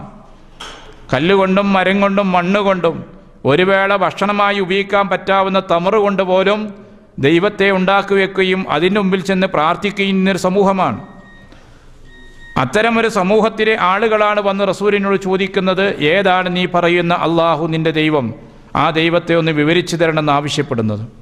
മദീനക്കയിൽ നിന്ന് ഇത്തരം ചോദ്യങ്ങൾ വന്നപ്പോൾ മഹാനായ റസൂൽ കരീം സല്ലല്ലാഹു അലൈഹി വസല്ലം ഈ സൂറത്ത് ഓതിക്കൊണ്ട് തന്നെയാണ് അവർക്കും മറുപടി നൽകിയിട്ടുള്ളത്. ഈ സൂറത്താണ് അവർക്കുള്ള വിശദീകരണമായി പ്രവാചകൻ ഓതിക്കേൽപ്പിച്ചിട്ടുള്ളത്. അതാണ് ചില ആളുകൾ ഈ സൂറത്ത് മദനിയാണ് എന്ന് പറയാനുള്ള കാരണം. അപ്പം അതുകൊണ്ട് തന്നെ സ്വീകാര്യമായ റിപ്പോർട്ട് അനുസരിച്ച് ഇബ്നു അബ്ബാസ് റളിയല്ലാഹു അൻഹുവിൽ നിന്ന് വളരെ വ്യക്തമായി വന്ന സനദിൻ്റെ അടിസ്ഥാനത്തിൽ പരിശോധിക്കുമ്പോൾ സൂറത്ത് മക്കിയാണ്. ചോദ്യം ഉന്നയിച്ചത് മക്കയിലെ ഖുറൈശികളാണ്. പക്ഷേ മദീനയിലും ഈ ചോദ്യം ആവർത്തിക്കപ്പെട്ടു. അതുകൊണ്ട് ഈ മറുപടി വീണ്ടും ആവർത്തിക്കുകയും ചെയ്തിട്ടുണ്ട്. അപ്പോൾ ഖുൽ എന്ന് പ്രവാചക പ്രഖ്യാപിക്കൂ എന്ന് പറയാനുള്ള ഒന്നാമത്തെ കാരണമായി നാം മനസ്സിലാക്കുന്നത് അത്തരമൊരു ചോദ്യം സമൂഹത്തിലുണ്ടായതുകൊണ്ട് മറുപടി അവരോട് പറയേണ്ടതുണ്ട് എന്നാണ്. രണ്ടാമത്തെ സന്ദേശം, വിശ്വാസപരമായ കാര്യങ്ങൾ അത് അള്ളാഹുവിൽ നിന്ന് ലഭിക്കണം. മനുഷ്യൻ്റെ ബുദ്ധി വളരെ ഉന്നതമാണ്, പക്ഷേ പരിമിതിയുണ്ട് ബുദ്ധിക്ക്. അതുകൊണ്ട് തന്നെ മനുഷ്യൻ്റെ ബുദ്ധി കൊണ്ട് എന്തെല്ലാം ചിന്തിക്കുവാൻ മനുഷ്യന് കഴിഞ്ഞാലും പദാർത്ഥത്തിന് അതീതമായ കാര്യങ്ങളെപ്പറ്റി ചിന്തിക്കുവാൻ, അദൃശ്യജ്ഞാനങ്ങൾ കരഗതമാക്കാൻ മനുഷ്യന് സാധ്യമല്ല. മനുഷ്യന് സാധിക്കുന്നത് പദാർത്ഥത്തെ പരിശോധിക്കുവാനും പരീക്ഷിക്കുവാനും ലാബിൽ വെച്ചുകൊണ്ട് നിരീക്ഷണം നടത്തി അപഗ്രഥിച്ച് തീരുമാനമെടുക്കാനാണ്. എന്നാൽ ഇതിൻ്റെ അപ്പുറമുള്ളതാണ് അദൃശ്യമായ ജ്ഞാനം. അള്ളാഹുവിനെ സംബന്ധിച്ചുള്ള അറിവ് അദൃശ്യജ്ഞാനത്തിൽപ്പെട്ടതാണ്. പരലോകത്ത് സംഭവിക്കാൻ പോകുന്ന കാര്യങ്ങൾ എന്ത് എന്നുള്ള അദൃശ്യജ്ഞാനമാണ്. സ്വർഗവും നരകവും അദൃശ്യമാണ്. അങ്ങനെ മനുഷ്യന് അറിയാൻ സാധിക്കാത്ത, മനുഷ്യൻ്റെ പരീക്ഷണത്തിന് വിധേയമാക്കാൻ കഴിയാത്ത ഒരുപാട് അറിവുകൾ ഈ ലോകത്ത് അവശേഷിക്കുന്നുണ്ട്. അത്തരം അറിവുകളിൽ പെട്ടതാണ് വിശ്വാസപരമായ കാര്യങ്ങൾ. അതുകൊണ്ട് തന്നെ വിശ്വാസപരമായ കാര്യങ്ങൾ മനുഷ്യന് അള്ളാഹുവിൻ്റെ ഭാഗത്തുനിന്ന് ലഭിക്കണം. എങ്കിൽ മാത്രമാണ് കളങ്കമില്ലാത്തതും കുറ്റമറ്റതുമായൊരു വിശ്വാസം എന്ത് എന്ന് തിരിച്ചറിയാൻ കഴിയുള്ളൂ. അതല്ലെങ്കിൽ മനുഷ്യനത് നേടിയെടുക്കാൻ സാധ്യമല്ല. ലോകത്തൊരുപാട് ദാർശനികന്മാരുണ്ടായിട്ടുണ്ട്. പ്ലാറ്റോ മുതൽ അരിസ്റ്റോട്ടിൽ മുതൽ പഴയകാല നാഗരികതയിൽ നിന്ന് നമ്മൾ കാണുന്നുണ്ട്. നാം ജീവിക്കുന്ന ആധുനിക കാലത്തും ലോകത്തിന് വലിയ സംഭാവനകൾ നൽകുന്ന ആളുകളുണ്ട്. ചന്ദ്രനിലേക്കും ചൊവ്വയിലേക്കും അതിൻ്റെ അപ്പുറമുള്ള ലോകത്തേക്കും സഞ്ചരിക്കുവാൻ മനുഷ്യന് കരുത്ത് നൽകിയിട്ടുള്ളത് മനുഷ്യൻ്റെ ബുദ്ധിയുടെ ദീർഘകാലത്തെ പഠനത്തിൻ്റെയും അധ്വാനത്തിൻ്റെയും ഫലമാണ്. അങ്ങനെയൊക്കെ മനുഷ്യൻ്റെ നിരീക്ഷണങ്ങളും പരീക്ഷണങ്ങളും അപഗ്രഥനങ്ങളും നടത്തിയുകൊണ്ട് പുതിയ അറിവുകൾ നേടിയെടുക്കാനും സമൂഹത്തിന് നൽകാനും കഴിയുന്ന ബുദ്ധിയുള്ള ആളുകൾ ഈ ലോകത്തുണ്ട്. പക്ഷേ അത്തരം ആളുകൾ പോലും പതറിപ്പോയിട്ടുള്ള പല സംഗതികളിൽ ഏറ്റവും പ്രധാനപ്പെട്ടതാണ് വിശ്വാസപരമായ കാര്യങ്ങൾ. ഒരു ശാസ്ത്രജ്ഞൻ്റെ ചരിത്രം വായിച്ചപ്പോൾ 70 കൊല്ലക്കാലം അദ്ദേഹം ഗവേഷണം നടത്തിയിട്ടുണ്ട്. അദ്ദേഹത്തിൽ നിന്ന് ലോകത്തിന് ഒരുപാട് സംഭാവനകൾ ലഭിച്ചിട്ടുണ്ട്. 70 ആണ്ടുകൾ പിന്നിട്ട ശേഷമാണ് അദ്ദേഹത്തിന് ദൈവമുണ്ട് എന്ന് ബോധ്യപ്പെട്ടത്. നമ്മൾ ആലോചിച്ചു നോക്കൂ, ദൈവമുണ്ട് എന്ന് അയാളുടെ മനസ്സിനെ ബോധ്യപ്പെടാൻ അദ്ദേഹത്തിൻ്റെ ആയുസിൻ്റെ മുഖ്യ ഭാഗവും കഴിഞ്ഞു. അപ്പോഴാണ് അദ്ദേഹം ചിന്തിക്കുന്നത് ദൈവമുണ്ടല്ലോ എന്ന്. ഇതാണ് മനുഷ്യൻ്റെ അനുഭവം. കാരണം ഇത്തരം വിഷയങ്ങൾ, അള്ളാഹുവിനെ സംബന്ധിച്ചും പരലോകത്തെ പറ്റിയൊക്കെ പറയുന്ന വിഷയങ്ങൾ കണ്ടെത്തുവാൻ മനുഷ്യൻ്റെ ബുദ്ധിക്ക് സാധ്യമല്ല. ബുദ്ധിയുടെ അപ്പുറത്തുള്ളതാണ്. എന്നാൽ ബുദ്ധിക്ക് ഇക്കാര്യങ്ങൾ ഉൾക്കൊള്ളാൻ ഒരു പ്രയാസവുമില്ല. ഇസ്ലാം വിഭാവനം ചെയ്തിട്ടുള്ള, ഇസ്ലാം സമൂഹത്തിന് മുമ്പിൽ അവതരിപ്പിക്കുന്ന വിശ്വാസകാര്യങ്ങൾ ബുദ്ധിയുള്ള മനുഷ്യന് ഉൾക്കൊള്ളാൻ ഒരു പ്രയാസവുമില്ല എന്നല്ല ഖുർആൻ അഭിസംബോധന ചെയ്യുന്നത് ബുദ്ധിയുള്ളവരോടാണ്. ബുദ്ധിയുള്ള മനുഷ്യന്മാരുടെ ബുദ്ധിയെ തട്ടി ഉണർത്തിക്കൊണ്ടാണ് ഇസ്ലാമിൻ്റെ അഭിസംബോധനയുള്ളത്. എന്നാൽ മനുഷ്യൻ്റെ ബുദ്ധി കൊണ്ട് മാത്രം അത് കണ്ടെത്താൻ കഴിയില്ല. മനുഷ്യൻ്റെ ബുദ്ധിപരമായ ഏറ്റവും വലിയ അധപ്പതനമുള്ളതും വിശ്വാസത്തിൻ്റെ മേഖലയിലാണ്. എല്ലാ ബുദ്ധിയുമുണ്ടെന്ന് നമ്മൾ പറയുന്ന മനുഷ്യന്മാർ, അതേ മനുഷ്യൻ തന്നെയാണ് സ്വന്തം കൈകൊണ്ട് ചെത്തിക്കൂർപ്പിച്ചുണ്ടാക്കിയ കല്ല് അതിൻ്റെ മുമ്പിൽ ചെന്ന് ഭക്തിപൂർവ്വം ആരാധിക്കുന്നത്. തൻ്റെ കൈകൊണ്ട് താൻ സ്ഥാപിച്ച ഒരു വസ്തുവിൻ്റെ മുന്നിൽ ചെന്ന് നിന്നുകൊണ്ട് പൊട്ടിക്കരഞ്ഞുകൊണ്ട് അവൻ പ്രാർത്ഥിക്കുകയാണ്. ഇത് മനുഷ്യൻ്റെ ഏറ്റവും വലിയ അധപ്പതനത്തിൻ്റെ ആഴമാണ് നമ്മെ ബോധ്യപ്പെടുത്തുന്നത്. പ്രവാചകൻ വരുന്ന കാലങ്ങളിൽ അറേബ്യൻ ലോകത്ത് 2 വിഭാഗമാണുള്ളത്. ഒന്ന് അഹ്ലു കിതാബ്, വേദക്കാർ. മറ്റൊന്ന് ഉമ്മീകൾ, അറബി സമൂഹം. നിരക്ഷരരായ സമൂഹമായിരുന്നു അവർ. അതുകൊണ്ട് തന്നെ ആ അറബ് സമൂഹത്തിൽ ഇത്തരം ബിംബാരാധനയും ബഹുദൈവ വിശ്വാസവും സാർവത്രികമായിരുന്നു. 4 കല്ല് പെറുക്കി വെച്ച് അതിൽ 3 എണ്ണം അടുപ്പാക്കുകയും 1 കല്ല് ദൈവമായി സ്ഥാപിക്കുകയും ചെയ്യും. എന്നിട്ട് ആ കല്ലിൻ്റെ മുമ്പിൽ ചെന്നുകൊണ്ട് പ്രാർത്ഥിക്കും. കല്ലുകളൊന്നും ലഭിക്കാത്ത സാഹചര്യമാണെങ്കിൽ തങ്ങളുടെ കയ്യിലുണ്ടായിരുന്ന തമറ് ഒരു പ്രത്യേക രൂപത്തിൽ ഉണ്ടാക്കി വെച്ചുകൊണ്ട് അപ്പോൾ നിന്ന് ഭക്തി പ്രകടിപ്പിക്കും. ഇങ്ങനെ ഭക്തി പ്രകടിപ്പിക്കണമെങ്കിൽ, പ്രാർത്ഥിക്കണമെങ്കിൽ എന്തെങ്കിലും ഒരു വസ്തു തൻ്റെ മുമ്പിൽ ഉണ്ടായിരിക്കണമെന്ന് ചിന്തിക്കുന്ന ഒരു കാലഘട്ടത്തിലെ സംസ്കാരമാണ് അന്നത്തെ മുശ്രിക്കുകൾക്കുണ്ടായിരുന്നത്. ഒരു മാറ്റവും ഒരു പുരോഗതിയും ആധുനിക ബുദ്ധിജീവികൾക്കും വന്നിട്ടില്ല. അധുനാതന യുഗത്തിലാണ് നമ്മൾ ജീവിക്കുന്നത്. ഈ വിഷയത്തിൽ വലിയ മാറ്റങ്ങളൊന്നും വന്നിട്ടില്ല. ഇപ്പോഴും മനുഷ്യനെ ആരാധിക്കുന്നുണ്ട്.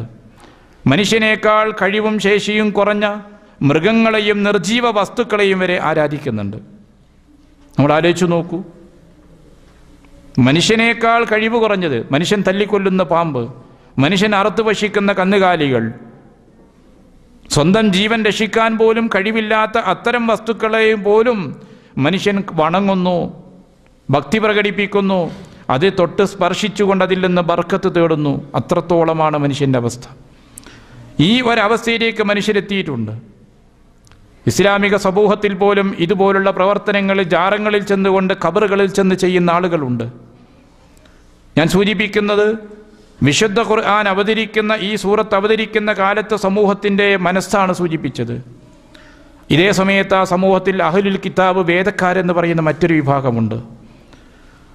അവരെ അറബ് സമൂഹം ബഹുമാനത്തോടെ കണ്ടിരുന്നു.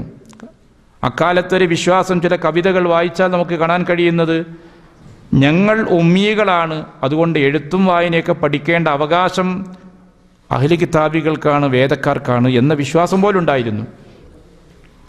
അത്തരത്തിൽ ബഹുമാനപൂർവ്വം പറഞ്ഞിരുന്ന അഹ്ലു കിതാബികളാണ് നബി സല്ലല്ലാഹു അലൈഹി വസല്ലം അടുക്കൽ വന്നുകൊണ്ട് സംശയം ഇവിടെയും ഉന്നയിച്ചിട്ടുള്ളത്.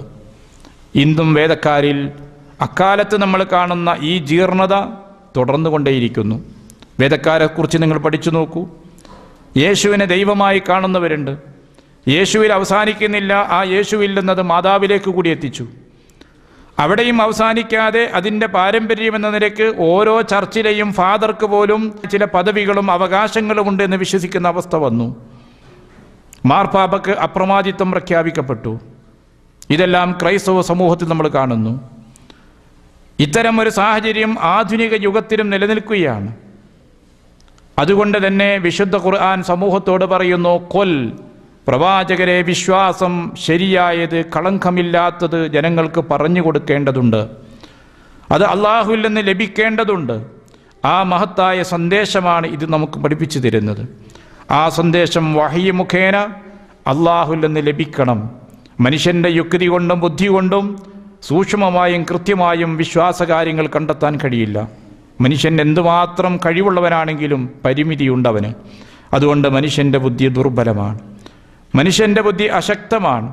അദൃശ്യമായ കാര്യങ്ങളും അദൃശ്യജ്ഞാനങ്ങളും മനുഷ്യന് സാധ്യമല്ല. അത് മനുഷ്യൻ്റെ ബുദ്ധിയുടെ അപ്പുറത്തുള്ളതാണ്. റസൂൽ കരീം സല്ലല്ലാഹു അലൈഹി വസല്ലമയെക്കുറിച്ച് നമുക്കറിയാം. അള്ളാഹുവിൻ്റെ പ്രവാചകൻ ഹിറാ മലയിൽ പോവുകയും അള്ളാഹുവിനെ ആരാധിക്കുകയും ചെയ്യുന്ന വ്യക്തിയാണ്. ആ പ്രവാചകനെ സംബന്ധിച്ച് പോലും ഖുർആൻ പരിചയപ്പെടുത്തിയൊരു കാര്യമുണ്ട്. മാ കുന്ത തദ്രി മൽ കിതാബു വലൽ ഈമാൻ, എന്താണ് ഗ്രന്ഥമെന്ന്, വേദമെന്ന്, എന്താണ് ഈമാൻ എന്ന് താങ്കൾക്കറിയില്ലായിരുന്നു. അള്ളാഹു വഹിയിലൂടെയാണ് പ്രവാചകൻ അക്കാര്യം വിശദീകരിച്ചു കൊടുത്തിട്ടുള്ളത്. വവജദക ളാല്ലൻ ഫഹദ, താങ്കൾ വഴിയറിയാത്തവനായിരുന്നു, ഏതാണ് ശരിയായ സരണിയെന്ന് അള്ളാഹു താങ്കൾക്ക് കാണിച്ചു തന്നു. സൂചിപ്പിക്കുന്നത് ഹിദായത്ത്, സന്മാർഗം, ശരിയായ വിശ്വാസം അത് ദൈവീകമായി ലഭിക്കണം, വഹ്യ് മുഖേന ലഭിക്കണം. അത് മനുഷ്യൻ്റെ യുക്തിയിൽ നിന്നോ പാരമ്പര്യത്തിൽ നിന്നോ തങ്ങളുടെ താല്പര്യങ്ങളിൽ നിന്നോ ഒരിക്കലും നേടിയെടുക്കാൻ സാധിക്കുന്നതല്ല. ശുദ്ധമായ പ്രകൃതി മനുഷ്യൻ അള്ളാഹു നൽകിയിട്ടുണ്ട്. ആ പ്രകൃതി ദൈവവിശ്വാസം സ്വീകരിക്കുവാൻ പാകപ്പെട്ടതാണ്. പക്ഷേ ആ ഫിത്രത്ത് കൊണ്ട് മാത്രം വിശ്വാസത്തിൻ്റെ വിശദീകരണങ്ങൾ കണ്ടെത്താൻ കഴിയില്ല. അതുകൊണ്ട് തന്നെ മനുഷ്യന് ശരിയായൊരു വിശ്വാസം അറിയണം. ആ അറിവ് അള്ളാഹുവിൽ നിന്ന് ലഭിക്കണം. റബ്ബിൻ്റെ ഭാഗത്തുനിന്ന് ലഭിക്കുന്ന ജ്ഞാനത്തിലൂടെയല്ലാതെ അള്ളാഹുവിനെ മനസ്സിലാക്കാൻ സാധ്യമല്ല. അതുകൊണ്ട് നബിയെ താങ്കൾ ഇക്കാര്യം ആളുകളോട് പ്രഖ്യാപിക്കേണ്ടതുണ്ട് എന്നാണ് സൂചിപ്പിക്കുന്നത്. മാത്രവുമല്ല, കുൽ എന്ന പ്രയോഗം ഉൾക്കൊള്ളുന്ന മറ്റൊരു ആന്തരിക വശങ്ങൾ കൂടിയുണ്ട്. അള്ളാഹുവിൻ്റെ പ്രവാചകരെ താങ്കൾ ഇത് പ്രഖ്യാപിക്കാൻ യോഗ്യനാണ്. എന്തുകൊണ്ട്? താങ്കൾക്ക് ശരിയായ വിശ്വാസം എന്താണെന്നറിയാം. ആ വിശ്വാസം താങ്കൾ വിശ്വസിക്കുകയും ചെയ്യുന്നുണ്ട്. ശരിയായ കാര്യങ്ങൾ വിശ്വസിക്കുകയും മനസ്സിലാക്കുകയും അത് പ്രഖ്യാപിക്കുകയും ചെയ്യാൻ യോഗ്യനായതുകൊണ്ട് താങ്കൾ ജനങ്ങളോട് ഇത് പറയണം. അതിനുള്ള ഉന്നതിയും മഹത്വവും താങ്കൾ അർഹിക്കുന്നു എന്നാണ് അത് ഉൾക്കൊള്ളുന്ന മറ്റൊരാശയം. ഇത്തരത്തിൽ പ്രവാചകൻ സല്ലല്ലാഹു അലൈഹി വസല്ലമയുടെ ഒരു മഹത്വവും കൂടി ഇതിൽ നമ്മെ മനസ്സിലാക്കുന്നുണ്ട്. വലാ യുഹീതൂന ബിഹി ഇൽമ, അള്ളാഹുവിനെ സംബന്ധിച്ച് പൂർണ്ണമായ രൂപത്തിൽ മനസ്സിലാക്കാൻ ആർക്കും സാധ്യമല്ല. മനുഷ്യൻ എത്ര ശ്രമിച്ചാലും സാധിക്കില്ല. അപ്പം അതുകൊണ്ട് തന്നെ അള്ളാഹുവിനെ അള്ളാഹു പരിചയപ്പെടുത്തിയത് എങ്ങനെയാണോ ആ രൂപത്തിൽ നമുക്ക് മനസ്സിലാക്കാൻ കഴിയുക. അതിൻ്റെ അപ്പുറം അള്ളാഹുവിനെ മനസ്സിലാക്കാൻ നമ്മുടെ ഈ എളിയ ബുദ്ധി കൊണ്ട് സാധ്യമല്ല. നമുക്ക് പരിമിതമായ ബുദ്ധിയും കഴിവും മാത്രമേ നൽകിയിട്ടുള്ളൂ. അനന്തവിഹായസിലേക്ക് പറന്നുയരാൻ നമുക്ക് സാധിക്കുന്നുവെങ്കിലും അവിടെയും നമ്മുടെ ബുദ്ധിക്ക് ചില പരിമിതികളുണ്ട്. ആ ബുദ്ധിയിലൂടെയും പഞ്ചേന്ദ്രിയങ്ങളിലൂടെയും ലഭിക്കുന്ന പരിമിതമായ വൃത്തത്തിലാണ് മനുഷ്യലോകം കറങ്ങുന്നത്. അതിൻ്റെ അപ്പുറത്തേക്ക് മനുഷ്യന് വളയം ചാടാൻ സാധ്യമല്ല. അതുകൊണ്ട് റബ്ബിനെ സംബന്ധിച്ച് ഏറ്റവും നന്നായിട്ടറിയുന്നവൻ അള്ളാഹുവിൻ്റെ പ്രവാചകനാണ്. ആ പ്രവാചകൻ സല്ലല്ലാഹു അലൈഹി വസല്ലമയോട് അല്ലാഹു പറയുന്നു, കുൽ പ്രവാചകരെ പ്രഖ്യാപിക്കുക. ഇതെല്ലാം ഉദ്ദേശിക്കപ്പെട്ടിട്ടുള്ളൊരു വചനമായി കുൽ എന്ന പദത്തെ പണ്ഡിതന്മാർ നമുക്ക് പരിചയപ്പെടുത്തിയിട്ടുണ്ട്. ഇനിയും ഗവേഷണം നടത്തുന്ന പണ്ഡിതന്മാർ ഇതിന് പുതിയ തലങ്ങളും വ്യാഖ്യാനങ്ങളും വിശദീകരണങ്ങളും നൽകിയേക്കാം. ഹുവല്ലാഹു അഹദ്.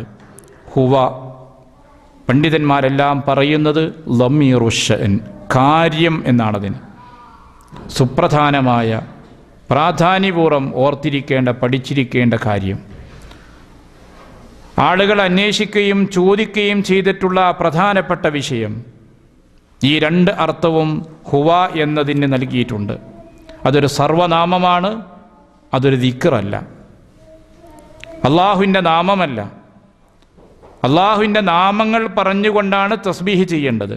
സബ്ബിഹിസ്മ റബ്ബിക്കൽ അഅല. അള്ളാഹുവിൻ്റെ നാമമാണ് തസ്ബീഹിന് വേണ്ടി ഉപയോഗിക്കേണ്ടത്. അതല്ലാതെ ഹുവ എന്നത് അള്ളാഹുവിൻ്റെ നാമങ്ങളിൽ ഇല്ല. അതുകൊണ്ട് ഹുവ എന്നോ ഹു എന്നോ ആവർത്തിച്ച് ചൊല്ലിയാൽ അത് ദിക്റല്ല. അള്ളാഹുവിന് അങ്ങനെ ഒരു നാമമില്ല, പ്രതിഫലവുമില്ല. അപ്പോൾ ഇവിടെ ഹുവ എന്ന് പറഞ്ഞതിൻ്റെ അർത്ഥം കാര്യം എന്ന സുപ്രധാനപ്പെട്ട വിഷയമെന്നാണ്. അതല്ലെങ്കിൽ ആളുകൾ പ്രവാചകനെടുക്കൽ വന്ന് അന്വേഷിച്ചിട്ടുള്ള കാര്യം ഏതാണോ അത്. എന്താണ് ഇത്രയും പ്രാധാന്യമുള്ള കാര്യം? അല്ലാഹു അഹദ്, അല്ലാഹു ഏകനാണ്. അല്ലാഹു അഹദ്, അല്ലാഹു ഏകനാണ്. അല്ലാഹു എന്ന വാക്ക് അറബികൾക്ക് പരിചയമുള്ള വാക്കാണ്. നബി സല്ലല്ലാഹു അലൈഹി വസല്ലം വന്നതിൻ്റെ ശേഷം ആളുകളെ പഠിപ്പിച്ച വാക്കല്ല അല്ലാഹു. അത് ഇസ്ലാം മതം ഉണ്ടാക്കിയ വചനമല്ല. നേരത്തെ തന്നെ അറബികൾക്ക് പരിചയമുള്ളതാണ് അല്ലാഹു എന്ന പദം. പ്രവാചകൻ സല്ലല്ലാഹു അലൈഹി വസല്ലമയുടെ പിതാവിൻ്റെ പേര് അബ്ദുല്ലാ, അള്ളാഹുവിൻ്റെ അടിമ എന്നാണ്. അറബികൾക്ക് അള്ളാഹുവിനെ അറിയാം. ലബ്ബൈക്ക് അല്ലാഹുമ്മ ലബ്ബൈക്ക് എന്നാണ് അബൂ ജഹൽ തൽബിയത്ത് ചൊല്ലിയിട്ടുള്ളത്. പാരമ്പര്യമായി അവർ അള്ളാഹു എന്ന് പറയുന്നവരാണ്.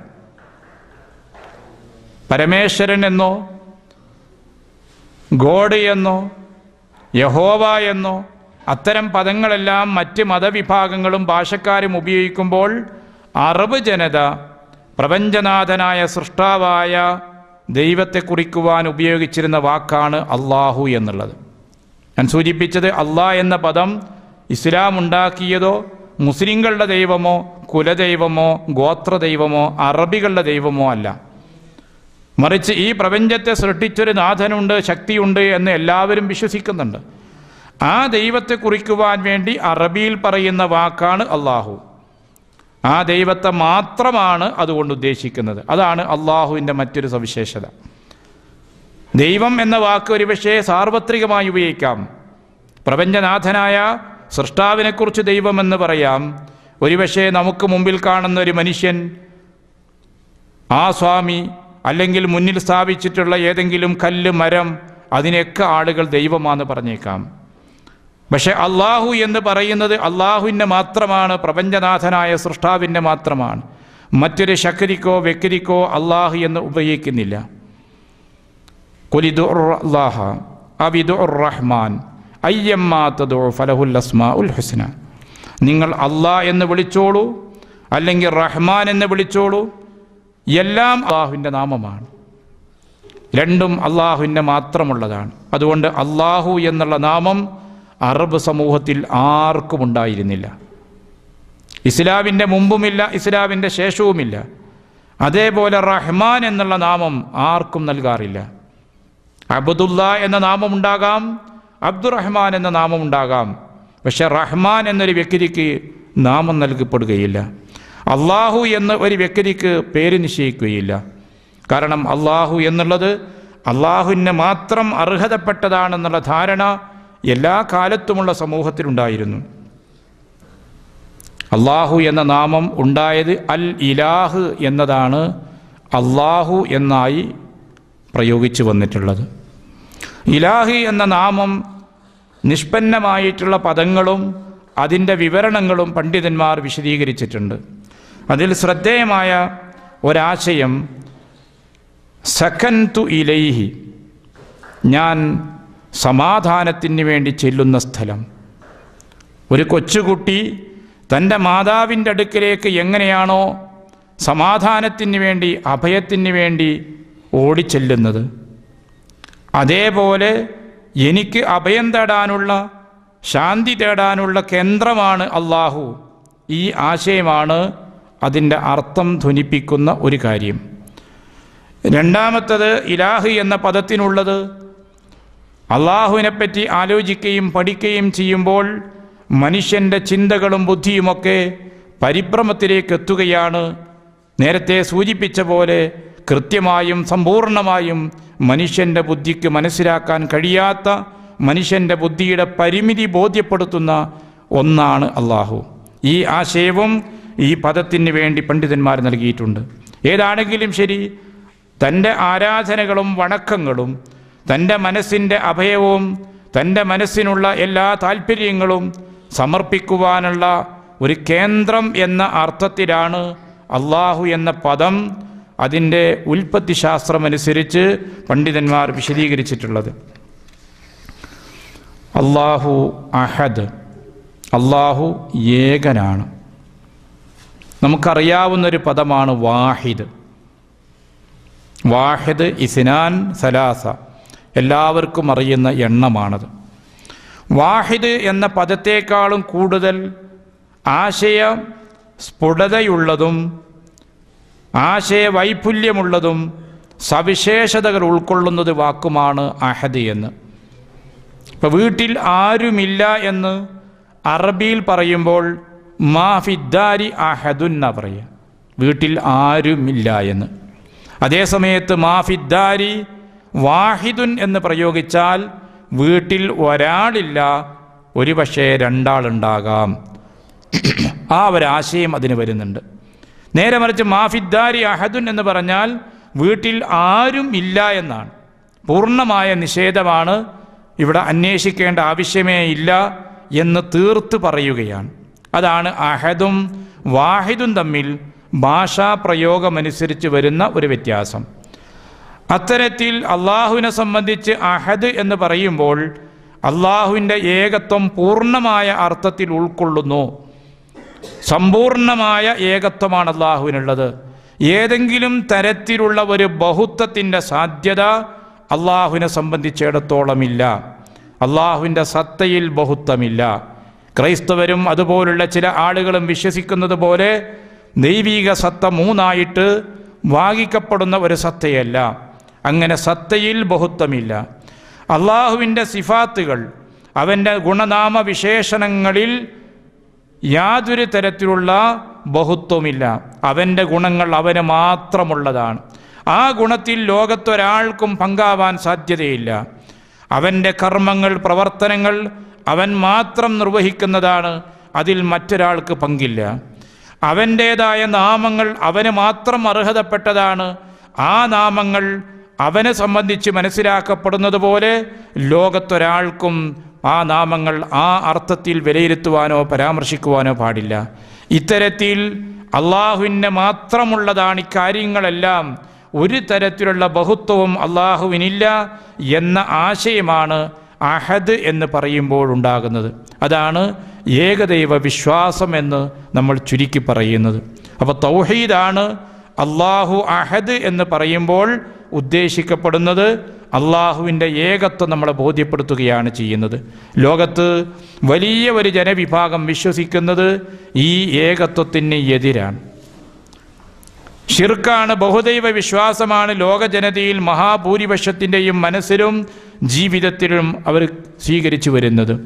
അതുകൊണ്ട് തന്നെ ഖുർആൻ ആദ്യമായി തന്നെ മനുഷ്യ മനസ്സിൽ സ്ഥാപിക്കുന്നത് തൗഹീദാണ്, ഏകദൈവ വിശ്വാസമാണ്. അള്ളാഹു ഏകനാണ് എന്ന തിരിച്ചറിവാണ് ഉണ്ടാകേണ്ടത്. രണ്ടാമത്തത് അള്ളാഹു സമദ്. അള്ളാഹു സമദാണ്. വീണ്ടും അള്ളാഹു എന്ന പദം ആവർത്തിച്ചുകൊണ്ട് നമ്മെ ബോധ്യപ്പെടുത്തുന്നത് അള്ളാഹു സമദാണ്. സമദ് എന്ന വാക്കിന് മുഫസ്സിറുകൾ നൽകിയിട്ടുള്ള വിശദീകരണങ്ങൾ വളരെ ശ്രദ്ധേയമാണ്. അല്ലദീ യസ്മുദു ഇലൈഹി ഫിൽ ഹാജാത്ത്, ആവശ്യങ്ങളിൽ അഭയം തേടപ്പെടുന്നവൻ, തങ്ങളുടെ ജീവിതത്തിലെ ആവശ്യങ്ങൾക്ക്, പ്രശ്നങ്ങൾക്ക് അഭയം തേടിച്ചെല്ലാനുള്ളവൻ. അതാണ് സമദിന് നൽകിയിട്ടുള്ള ഒന്നാമത്തെ വിശദീകരണം. അസ്സമദ്, അള്ളാഹുവാണ് എൻ്റെ അഭയം. എൻ്റെ എല്ലാ പ്രശ്നങ്ങൾക്കുമുള്ള അഭയം അള്ളാഹുവാണ്. വിശുദ്ധ ഖുർആൻ തന്നെ പറഞ്ഞല്ലോ, സുമ്മ ഇദാ മസ്സകുമുൽ ദുർറു ഫഇലൈഹി തജ്അറൂൻ. നിങ്ങൾക്ക് ലഭിച്ച എല്ലാ നിഅമത്തും അള്ളാഹുവിൽ നിന്നുള്ളതാണ്. പിന്നെ ജീവിതത്തിൽ എന്തെങ്കിലും പ്രയാസങ്ങൾ നിങ്ങൾക്ക് വരുമ്പോൾ നിങ്ങൾ അഭയം തേടി ചെല്ലേണ്ടത് അള്ളാഹുവിലേക്കാണ്. അവനായിരിക്കണം നിങ്ങളുടെ അഭയകേന്ദ്രമെന്ന് വിശുദ്ധ ഖുർആൻ നമ്മെ പരിചയപ്പെടുത്തിയിട്ടുണ്ട്. ഇമാം സുദ്ദി റഹിമഹുല്ല ഇതിന് നൽകിയിട്ടുള്ള വിശദീകരണം അൽ മഖ്സൂദു ഫിർ റഗായിബ് വൽ മുസ്തആനു ബിഹി ഫിൽ മസായിബി. ആഗ്രഹങ്ങളിൽ ഉദ്ദേശിക്കപ്പെടുന്നവൻ, നമ്മുടെ ആഗ്രഹങ്ങൾ സാധിപ്പിച്ചു തരാൻ ഉദ്ദേശിക്കേണ്ടവൻ, നമ്മൾക്ക് ബാധിക്കുന്ന മുസീബത്തുകളിൽ നിന്ന് മോചനത്തിന് വേണ്ടി അഭയം തേടേണ്ടവൻ. അതാണ് അസ്സമദ് എന്നതിന് അദ്ദേഹം നൽകിയിട്ടുള്ള തഫ്സീർ നമുക്ക് കാണാൻ കഴിയുന്നത്.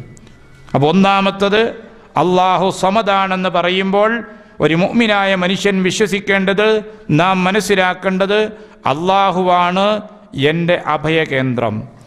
എൻ്റെ ആഗ്രഹങ്ങൾ സഫലമാക്കുവാൻ അള്ളാഹുവാണ് മതിയായവൻ. എൻ്റെ ജീവിതത്തിലെ മുസീബത്തുകളും വിപത്തുകളും നീക്കം ചെയ്ത് എനിക്ക് സംരക്ഷണം നൽകുവാനുള്ള കേന്ദ്രം അള്ളയാണ്. ഈ അർത്ഥത്തിൽ അള്ളാഹുവിനെ വിശ്വസിക്കുക. രണ്ടാമത് ഈ ആയത്തിന് സമദിന് നൽകുന്ന വ്യാഖ്യാനമുള്ളത് അൽ ഗനിയ്യു, അള്ളാഹു ഐശ്വര്യവാനാണ്. ലോകത്ത് അള്ളാഹു മാത്രമാണ് ഗനിയുള്ളത്. ആരെയും ആവശ്യമില്ലാത്ത, ഒരാളുടെയും ആശ്രയം ആവശ്യമില്ലാത്തവൻ അള്ളാഹ് മാത്രമാണ്. ലോകത്തുള്ള ഏത് സൃഷ്ടിക്കും അവൻ്റെ നിലനിൽപ്പിന് ആശ്രയങ്ങൾ വേണം, സഹായങ്ങൾ വേണം. ഭാര്യയും കുഞ്ഞുങ്ങളും സമൂഹവും മനുഷ്യന് ആവശ്യമുണ്ട്. ഭക്ഷണവും ഉറക്കവും വിശ്രമവും മനുഷ്യന് ആവശ്യമുണ്ട്. ഇങ്ങനെ മറ്റുള്ളവരോടുമായി ആശ്രയമില്ലാത്തവരായി മനുഷ്യരിൽ ആരുമില്ല. എന്നാൽ അള്ളാഹുവിൻ്റെ പ്രത്യേകത അൽ ഗനിയ്യു, അവൻ ഗനിയാണ്, ധന്യനാണ്, ഐശ്വര്യവാനാണ്, ആരുടെയും ആശ്രയം ആവശ്യമില്ലാത്തവനാണ്. എന്നാൽ അവൻ എല്ലാവരുടെയും ആശ്രയവുമാണ്.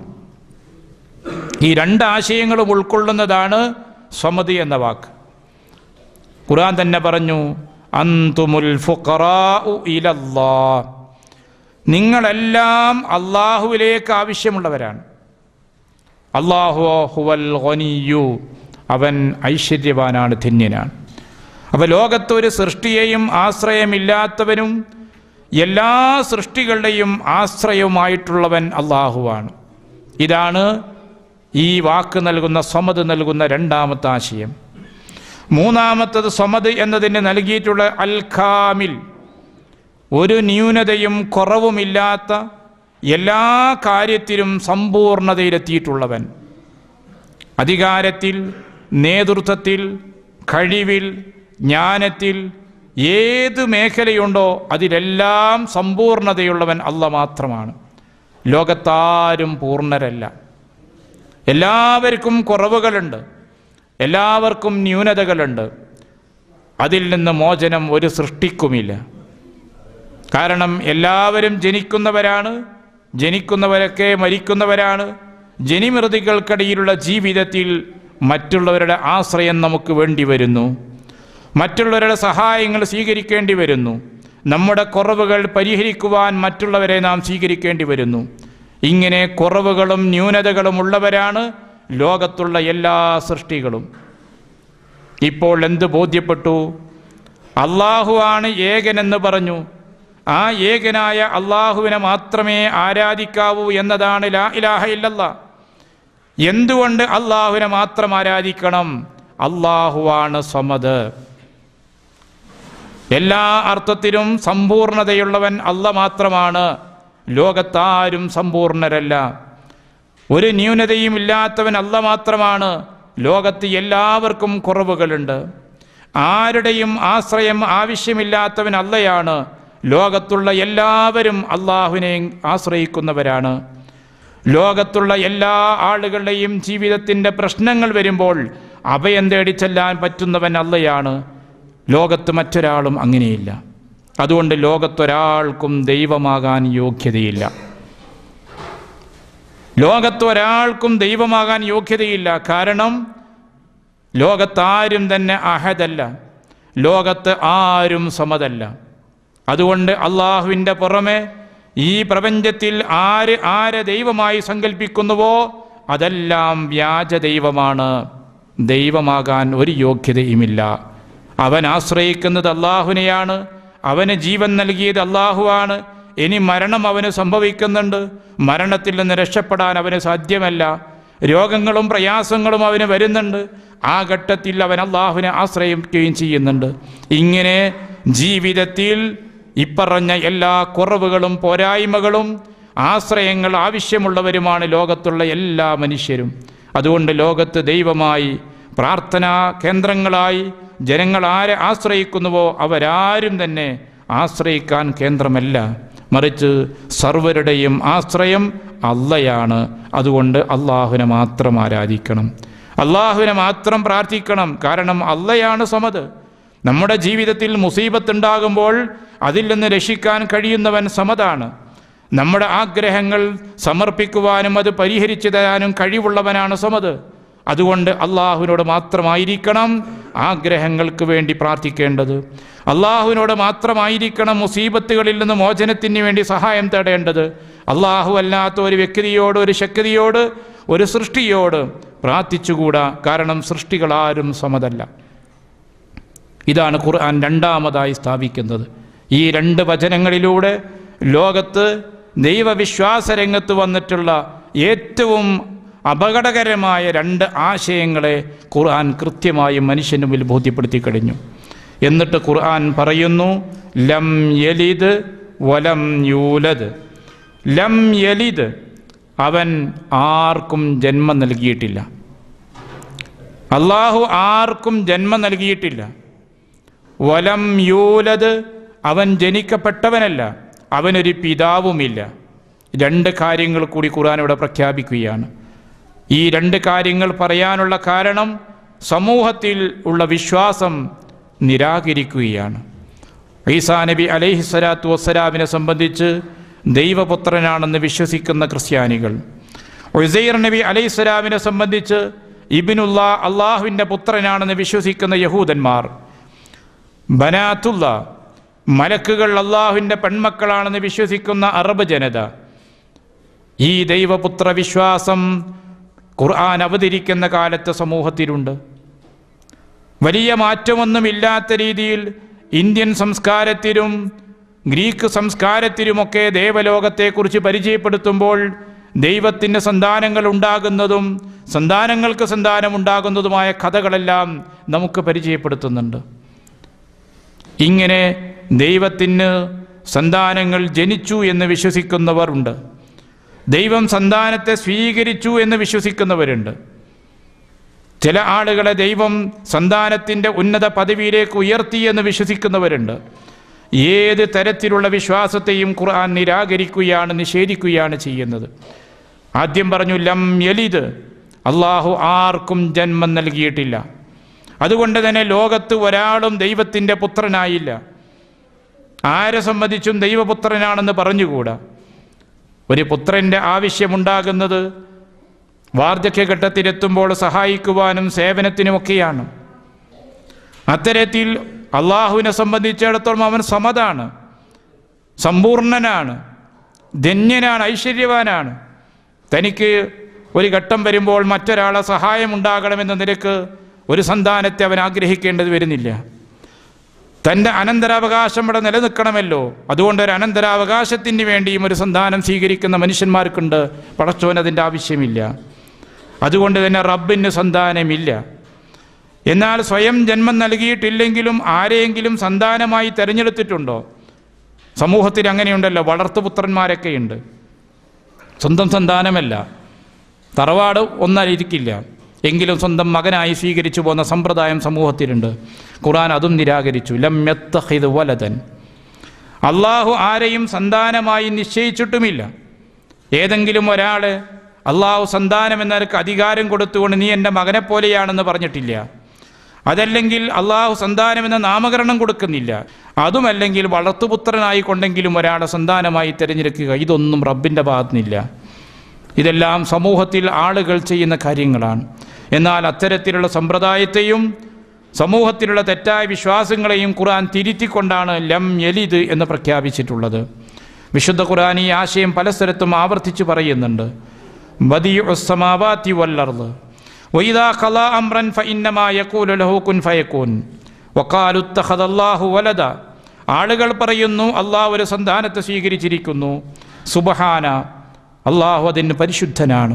ഒരു സന്താനം സ്വീകരിക്കേണ്ട ഒരാവശ്യമേ അള്ളാഹുവിനില്ല. അതുകൊണ്ട് അള്ളാഹു സന്താനത്തെ നിശ്ചയിച്ചിട്ടുമില്ല. പിന്നെയോ ബല്ലഹു മാ ഫിസ് സമാവാതി വൽ അർദ്, ആകാശങ്ങളിലുള്ളതും ഭൂമിയിലുള്ളതും അള്ളാഹുവിൻ്റെതാണ്. കുല്ലുൻ ലഹു ഖാനിതൂൻ, എല്ലാം റബ്ബിൻ്റെ മുമ്പിൽ കീഴ്പ്പെട്ട് കഴിയുന്നതാണ്. അള്ളാഹുവിൻ്റെ മുമ്പിൽ പൂർണ്ണമായും സമർപ്പിക്കപ്പെട്ടവരൊക്കെ. അതുകൊണ്ട് അത്തരത്തിലുള്ള അള്ളാഹുവിൻ്റെ ചെറിയ സൃഷ്ടികളിൽപ്പെട്ട ഏതെങ്കിലും ഒരു വ്യക്തിയെയോ ശക്തിയെയോ തൻ്റെ സന്താനമായി അള്ളാഹ് സ്വീകരിക്കുകയോ അതിൻ്റെ ആവശ്യം പടച്ചവന് അതിൻ്റെ ആവശ്യമില്ല. അതുകൊണ്ട് തന്നെ റബ്ബിനെ സംബന്ധിച്ച് മനുഷ്യൻ പറയുന്ന ഏറ്റവും വലിയ കള്ളം അള്ളാഹുവിന് സന്താനമുണ്ട് എന്നതാണ്. വിശുദ്ധ ഖുർആൻ സൂറത്ത് മറിയമിൽ ആ വാക്കിൻ്റെ ഗൗരവം പറയുന്നുണ്ട്. തക്കാദു സമാവാതു വൽ അർദ്, ആകാശങ്ങളും ഭൂമിയും പിളർന്നു പോകാൻ മാത്രം, പർവ്വതങ്ങൾ തകർന്നു പോകാൻ മാത്രം ഗൗരവമുള്ള ആരോപണമാണ് അള്ളാഹുവിന് സന്താനമുണ്ട് എന്ന് പറയുന്നത്. അങ്ങാടിയിലൂടെ നടന്നു പോകുന്നൊരു കുട്ടിയെ ചൂണ്ടിക്കാണിച്ചിട്ട് ഒരു അന്യൻ്റെ കുട്ടിയെ കാണിച്ചുകൊണ്ട് ഇതാ നിന്റെ മകനാണതെന്ന് പറഞ്ഞാൽ വ്യഭിചാരം ആരോപിച്ചതിൻ്റെ പേരിൽ ശിക്ഷിക്കപ്പെടും ഈ വ്യക്തി.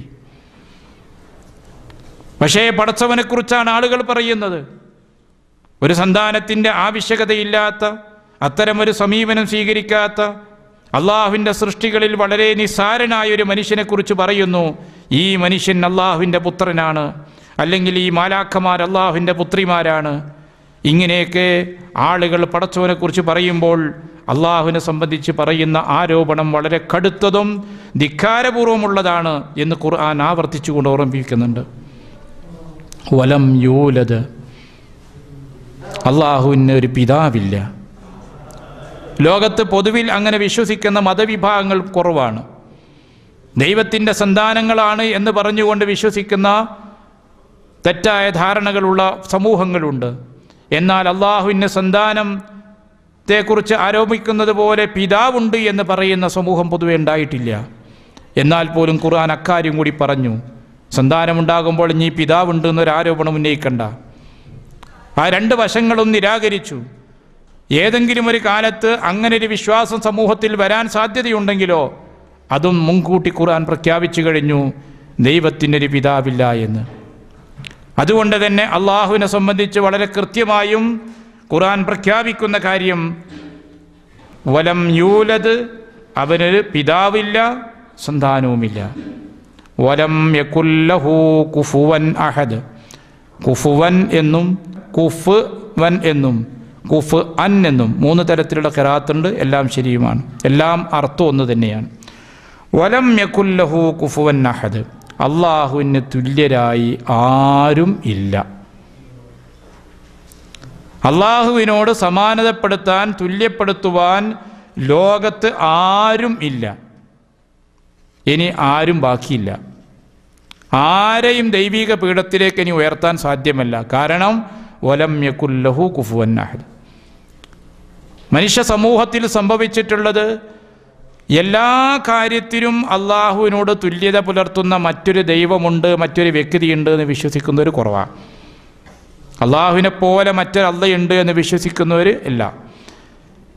പിന്നെ വിശ്വാസം എന്താണ്? ചില കാര്യങ്ങളിൽ അള്ളാഹുവിൻ്റെ അടുക്കൽ തുല്യത പുലർത്താൻ സാധിക്കുന്നവരുണ്ട് എന്ന വിശ്വാസമാണ്. ഞങ്ങളുടെ കാര്യങ്ങൾ നേടിത്തരാൻ, ശുപാർശ പറയാൻ അള്ളാഹുവിൻ്റെ അടുക്കൽ അധികാരമുള്ളവരുണ്ട് എന്ന വിശ്വാസമാണ്. ദൈവത്തിന് സന്താനമുണ്ടെന്ന് പറയുന്നതിലെ ഒരു തത്വവും അതാണ്. അള്ളാഹുവിൻ്റെ സന്താനമുണ്ടെന്ന് പറഞ്ഞു കഴിഞ്ഞാൽ ബാപ്പാൻ്റെ അടുത്ത് മക്കൾക്കൊരു സ്വാധീനം ഉണ്ടാവുമല്ലോ. അപ്പോൾ ആ സ്വാധീനം ഉപയോഗിച്ചുകൊണ്ട് മകനിലൂടെ, സന്താനത്തിലൂടെ നമ്മുടെ കാര്യങ്ങളൊക്കെ സാധിപ്പിക്കാം എന്ന വിശ്വാസമാണ്. മാത്രമല്ല, പിതാവിൻ്റെ സ്വത്തിലൊരു ചെറിയൊരു അവകാശം മകനുണ്ടാവുമല്ലോ. ഒരു ഓഹരി കിട്ടിക്കൂടായികയില്ല. ആ ഓഹരിയിൽ നിന്ന് നമ്മുടെ കാര്യങ്ങൾ സാധിപ്പിച്ചെടുക്കാം. ഇങ്ങനെയൊക്കെയുള്ള തെറ്റായ വിശ്വാസങ്ങൾ അതിൻ്റെ അനന്തരഫലമായിട്ട് വരുന്നുണ്ട്. അതുകൊണ്ട് തന്നെ ഖുർആൻ പറഞ്ഞു, സന്താനമില്ല. മാത്രവുമല്ല വലം യകുല്ലഹു കുഫുവൻ അഹദ്, അള്ളാഹുവിനോട് തുല്യരായി ആരും ഇല്ല. ലൈസ കമിസ്ലിഹി ഷൈഉൻ, അള്ളാഹുവിനോട് തുല്യമായി ആരുമില്ല. സമൂഹത്തിന് സംഭവിച്ചിട്ടുള്ളതും അത് തന്നെയാണ്. ഫലാ തദ്രിബൂ ലില്ലാഹിൽ അംസാൽ, അള്ളാഹുവിന് നിങ്ങൾ ഉപമകൾ പറയരുത്. ഒരർത്ഥത്തിലും അള്ളാഹുവിനെ നമുക്ക് തുല്യപ്പെടുത്താൻ കഴിയില്ല. അള്ളാഹുവിൻ്റെ സത്തയോട് തുല്യപ്പെടുത്താൻ കഴിയില്ല. അള്ളാഹുവിൻ്റെ വിശേഷണങ്ങളോട്, നാമങ്ങളോട് തുല്യപ്പെടുത്താൻ കഴിയില്ല. ഇപ്പം ചില കാര്യങ്ങൾ നമുക്ക് തോന്നും അള്ളാഹുവിനെക്കുറിച്ച് പറയുന്നത് നമ്മളെക്കുറിച്ചും പറയുന്നില്ലേ എന്ന്. പക്ഷെ രണ്ടും രണ്ടർത്ഥത്തിലാണ്. അപ്പം അള്ളാഹു സമീ ആണ്, കേൾക്കുന്നവനാണെന്ന് പറഞ്ഞു. നമ്മളും കേൾക്കുന്നവർ തന്നെയാണ്. പക്ഷേ നമ്മുടെ കേൾവി വളരെ പരിമിതമായ ചെറിയ ഒരു വൃത്തത്തിലുള്ള കേൾവിയാണ്. പലപ്പോഴും വിട്ടിലിൻ്റെ കേൾവി പോലും നമുക്കില്ല. ചെറിയ പ്രാണികൾക്കുള്ള കേൾവി ശക്തി പോലും നമ്മൾ കാതുകൾക്കില്ല. അതിനേക്കാളും പരിമിതമായ കേൾവിയാണ് നമുക്കുള്ളത്. പക്ഷേ നമ്മുടെ ജീവിതകാര്യം നടത്തിക്കൊണ്ടുപോകാൻ വേണ്ട പരിധി അനുസരിച്ചുള്ള കേൾവി തന്നിട്ടുണ്ട്. ഈ അന്തരീക്ഷത്തിലൂടെ നടക്കുന്ന ശബ്ദതരംഗങ്ങളെല്ലാം കേൾക്കുന്നൊരവസ്ഥ അള്ളാഹു നമുക്ക് നൽകിയിരുന്നെങ്കിൽ ബഹളമയമായൊരു ജീവിതം ഉറങ്ങാൻ സാധിക്കുമോ? സാധിക്കില്ല. അപ്പോൾ നമ്മുടെ ജീവിതത്തിന് വേണ്ട പരിധിയിൽ അള്ളാഹു നമുക്ക് കേൾവി ശക്തി നൽകിയിട്ടുണ്ട്. പക്ഷേ പടച്ചവൻ്റെ കേൾവിയും നമ്മുടെ കേൾവിയും ഒരുപോലെയല്ല. നമ്മൾ അറഫയെക്കുറിച്ച് ആലോചിച്ച് നോക്കൂ. നിങ്ങൾ അറഫയിൽ ജനലക്ഷങ്ങൾ പങ്കെടുക്കുന്നു. അമേരിക്കക്കാരനുണ്ട്, ഏഷ്യക്കാരനുണ്ട്, അമേരിക്കനുണ്ട്, യൂറോപ്യനുണ്ട്, ഇന്ത്യക്കാരുണ്ട്. ഇന്ത്യയുടെ ഓരോ സ്റ്റേറ്റിലുള്ള ആളുകളും അവിടെ പങ്കെടുക്കുന്നുണ്ട്.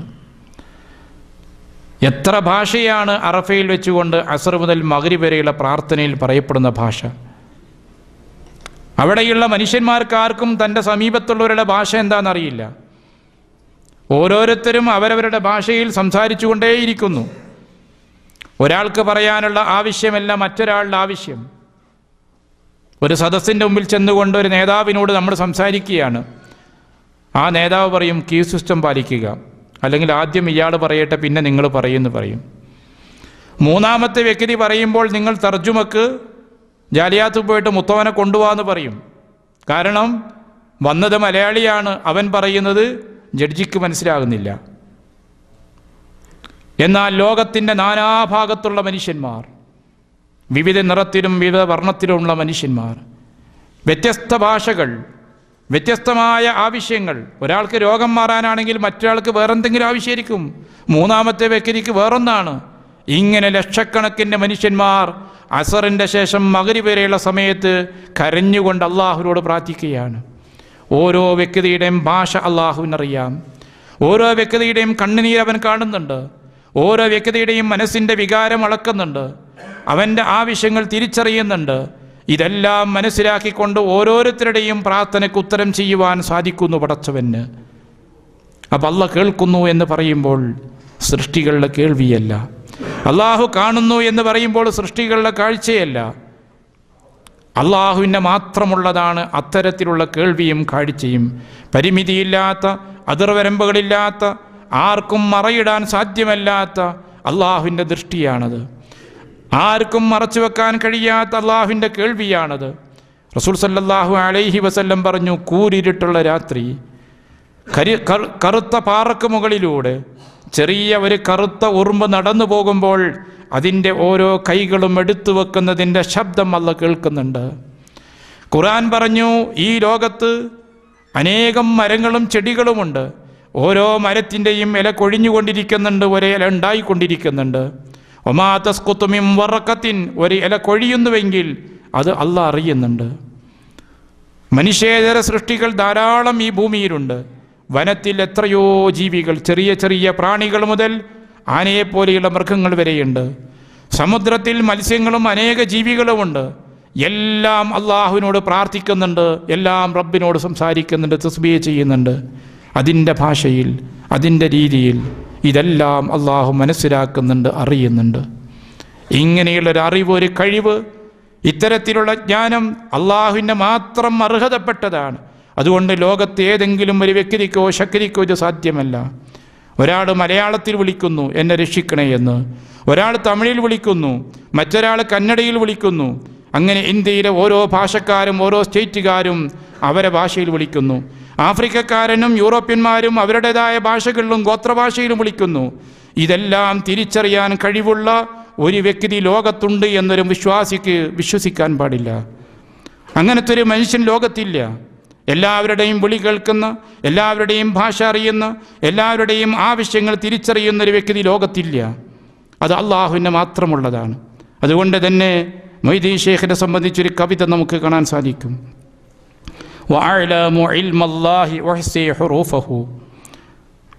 അള്ളാഹുവിൻ്റെ അറിവ് എനിക്കറിയാം, അതിൻ്റെ അക്ഷരങ്ങളുടെ എണ്ണം എനിക്കറിയാം എന്ന് മഹാനായ മൊയ്തീൻ ഷേഖ് റഹിമഹുള്ളയെ സംബന്ധിച്ച് പാട്ടുകൾ ഉണ്ടാക്കി വെച്ചിട്ടുണ്ട്.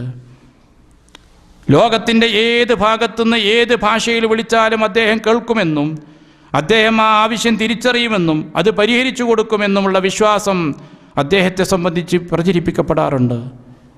ഇത് നമ്മൾ അള്ളാഹുവിനോട് ചെയ്യുന്ന കടുത്ത ധിക്കാരമാണ്. അള്ളാഹുവിന് തുല്യരായി ആരുമില്ലെന്ന് നാം അടിയുറച്ച് വിശ്വസിക്കേണ്ടതുണ്ട്. വലം യകുല്ലഹു കുഫുവൻ അഹദ്, അവന് തുല്യരായ ആരുമില്ല. ഇത് റബ്ബിന് മാത്രമുള്ള കഴിവാണ്, അള്ളാഹുവിൻ്റെ മാത്രം കേൾവിയാണ്, അള്ളാഹുവിൻ്റെ മാത്രം അറിവാണ്. ആ അറിവ്, ആ കേൾവി, ആ കാഴ്ച, ആ ശക്തി ലോകത്തൊരാൾക്കുമില്ല. അത് റബ്ബിന് മാത്രം അർഹതപ്പെട്ടതാണ്. അതുകൊണ്ട് തന്നെ അള്ളാഹു സമദാണ്. നമ്മുടെ ജീവിതത്തിലെ മുസീബത്തുകളിൽ നിന്ന് മോചനത്തിനുള്ള അഭയം, ജീവിതത്തിലെ ആഗ്രഹങ്ങൾക്കുള്ള അഭയം അള്ളയാണ്. ആ അള്ളാഹു തനിക്ക് പകരമായി ഒരു സന്താനത്തെയും ഈ ലോകത്ത് നിശ്ചയിച്ചിട്ടില്ല. തനിക്ക് തുല്യരായി ആരെയും അള്ളാഹു നിശ്ചയിച്ചിട്ടില്ല. അങ്ങനെ ലോകത്തൊരു ശക്തിയോ വ്യക്തിയോ ഇല്ല. അതുകൊണ്ട് വിശ്വാസികളായ നമ്മുടെ ജീവിതത്തിൽ അള്ളാഹു വഹദ്, അള്ളാഹുവാണ് ഏകൻ. ഇതാണ് തൗഹീദ്. ഇതാണ് ഈ സൂറത്ത് മനുഷ്യൻ്റെ മുമ്പിൽ അവതരിപ്പിക്കുന്ന തൗഹീദ്. ഈ തൗഹീദ് ഈ സൂറത്തിലൂടെ നമുക്ക് നൽകുമ്പോൾ നമ്മുടെ മനസ്സിൽ ജീവിതത്തിൻ്റെ എല്ലാ ആരാധനകളും, എല്ലാ പ്രാർത്ഥനകളും, എല്ലാ നേർച്ചകളും, എല്ലാ വഴിപാടുകളും, എല്ലാ ആത്യന്തിക അർത്ഥത്തിലുള്ള പ്രതീക്ഷയും, എല്ലാ തരത്തിലുമുള്ള ഭയപ്പാടും എല്ലാം അള്ളാഹുലേക്കായിരിക്കണം. പാപമോചനം തേടുന്നത് പടച്ചവനോടായിരിക്കണം, തവക്കുലാക്കുന്നത് അള്ളാഹുവിലായിരിക്കണം, അടിയന്തര സഹായത്തിന് വേണ്ടി ഇസ്തിഗാസ ചെയ്യുന്ന പടച്ചവനോടാകണം, പ്രാർത്ഥിക്കുന്നത് അള്ളാഹുവിനോടായിരിക്കണം. കാരണം ഇതിനെല്ലാം അർഹതപ്പെട്ട, എല്ലാ അർത്ഥത്തിലും സമ്പൂർണതയുള്ളവൻ അള്ളയാണ്, അവനാണ് സമദ് എന്ന വിശ്വാസമാണ് ഈ സൂറത്ത് നമ്മുടെ സമൂഹത്തിൻ്റെ മുമ്പിലേക്ക് പകർന്നു നൽകുന്നത്. ഈ സൂറത്തിൻ്റെ ആശയം പൂർണ്ണമായ അർത്ഥത്തിൽ, ശരിയായ അർത്ഥത്തിൽ നമ്മൾ മനസ്സിലാക്കുമ്പോൾ ലോകത്ത് ഉള്ള എല്ലാ വ്യാജ ദൈവങ്ങളും തകർന്നടിയുകയാണ്.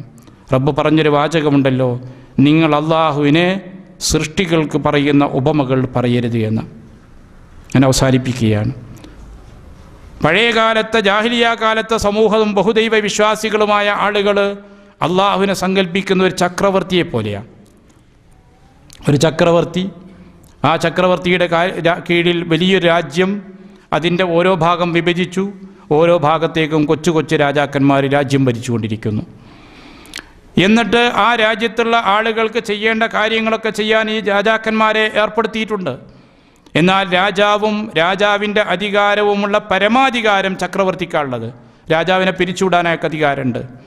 അത്തരത്തിലൊരു ചക്രവർത്തിയും അദ്ദേഹത്തിൻ്റെ കീഴിലെ രാജാക്കന്മാരെ പോലെ ചെറിയ കുട്ടി ദൈവങ്ങളെ സങ്കല്പിക്കുകയായിരുന്നു ആളുകൾ ചെയ്തിരുന്നത്. അവർക്ക് കൊടുത്ത കഴിവ് അള്ള കൊടുത്തതാണ്, അള്ളാഹു നൽകിയിട്ടുള്ള അധികാരമാണ്. ആ അധികാരവും കഴിവും ഉപയോഗിച്ചുകൊണ്ട് ഞങ്ങൾക്ക് ചില സഹായങ്ങൾ ചെയ്തു തരാൻ അവർക്ക് കഴിയും. അതെന്താണ്? ഞങ്ങൾ അവരോട് പറഞ്ഞാൽ അവരെ ഇടയാളന്മാരായി നിന്നുകൊണ്ട് ലിയുഖർരിബൂന ഇലല്ലാഹി സുൽഫ, അള്ളാഹുലേക്ക് ഞങ്ങളെ അടുപ്പിക്കും. ഞങ്ങളുടെ പ്രശ്നങ്ങൾ അവർ കേൾക്കുകയും മനസ്സിലാക്കുകയും ചെയ്തുകൊണ്ട് ആഹുലായി ശുഫാഉന ഇൻദല്ലാഹ്, ഈ ആളുകൾ അള്ളാഹുവിനോട് ഞങ്ങൾക്ക് വേണ്ടി ശുപാർശ പറയും, എന്നിട്ട് അള്ളാഹു സാധിപ്പിച്ചു തരും. ഈ വിശ്വാസമായിരുന്നു മക്കയിലെ മുശ്രിക്കുകൾക്കുണ്ടായിരുന്നത്. അതുകൊണ്ട് തൽബിയത്ത് ചൊല്ലിയപ്പോൾ അവർ പറഞ്ഞു, ലാ ശരീക ലക, അള്ളാഹുവെ നിനക്ക് പങ്കുകാരാരുമില്ല. അവിടെ അവസാനിപ്പിച്ചില്ല അവർ, ഇല്ലാ ശരീക്കൻ, ചില പങ്കുകാരുണ്ട് കേട്ടോ, തംലികുഹു വമാ മലക്, ആ പങ്കുകാർ നിൻ്റെ കീഴിൽ നിൻ്റെ അധികാരത്തിലുള്ളവരാണ്, അവർ ഉടമപ്പെടുത്തിയിട്ടുള്ളതും നീ കൊടുത്തതാണ്. അങ്ങനെ അള്ള കൊടുത്ത അധികാരവും കഴിവൊക്കെ ഉള്ള ചില ആളുകൾ അള്ളാഹുവിൻ്റെ പുറമെയുണ്ട് എന്ന ഒരു വിശ്വാസമായിരുന്നു മക്കയിലെ മുശ്രിക്കുകൾ പറഞ്ഞിരുന്നത്. എന്നാൽ ചക്രവർത്തിയോട് അള്ളാഹുവിനെ ഉപമിക്കാൻ പാടില്ല, ആ ഉപമ പടച്ചവനെ പറ്റി പറയാൻ പാടില്ല, മന്ത്രിയോട് ഉപമിക്കാൻ പാടില്ല, ട്രാൻസ്ഫോമറിനോട് ഉപമിക്കാൻ പാടില്ല. ഫലാ തദ്രിബൂ ലില്ലാഹിൽ അംസാൽ, അള്ളാഹുവിന് നിങ്ങൾ ഉപമ പറയരുത്. നമ്മുടെ നാട്ടിലൊക്കെ ആളുകൾ അങ്ങനെ പറയലുണ്ട്. മന്ത്രിൻ്റെ അടുത്ത് പോയിട്ട് കാര്യം സാധിക്കണമെങ്കിൽ നേരിട്ട് പോയാൽ പറ്റുമോ? ട്രാൻസ്ഫോമറിന് നേരിട്ട് കറണ്ട് എടുക്കാൻ കഴിയുമോ? മന്ത്രിൻ്റെ അടുത്തേക്ക് എന്ത് ചെയ്യണം? ലോക്കൽ സെക്രട്ടറിയെ പിടിച്ചിട്ട് കത്ത് വാങ്ങിയിട്ട് അതിൻ്റെ മേലെയുള്ള ആളെ പോയി കണ്ട് അവസാനം MLA കണ്ട് എന്നിട്ട് MLA കൂട്ടിയിട്ട് പോയിട്ട് പറയണം, ഇത് നമ്മളെ പാർട്ടിൻ്റെ ആളാട്ടോ, വളരെ സജീവമായിട്ട് നമ്മളെ പാർട്ടിക്ക് വേണ്ടി പ്രവർത്തിക്കുന്ന ഒരു ആളാണ്, പ്രവർത്തകനാണ്, അയാളുടെ കാര്യങ്ങൾ ശരിയാക്കി കൊടുക്കണം. അങ്ങനെ പരിചയപ്പെടുത്തി കൊടുത്തപ്പോഴാണ് മന്ത്രി അറിയുന്നത് ഇങ്ങനൊരു പാർട്ടി പ്രവർത്തകൻ ലോക്കൽ കമ്മിറ്റിയിൽ ഇന്ന സ്ഥലത്ത് പ്രവർത്തിക്കുന്ന ആളുണ്ട് എന്ന്. പടച്ചോൻ അങ്ങനെ പരിചയപ്പെടുത്തി കൊടുക്കണോ കൂട്ടരെ?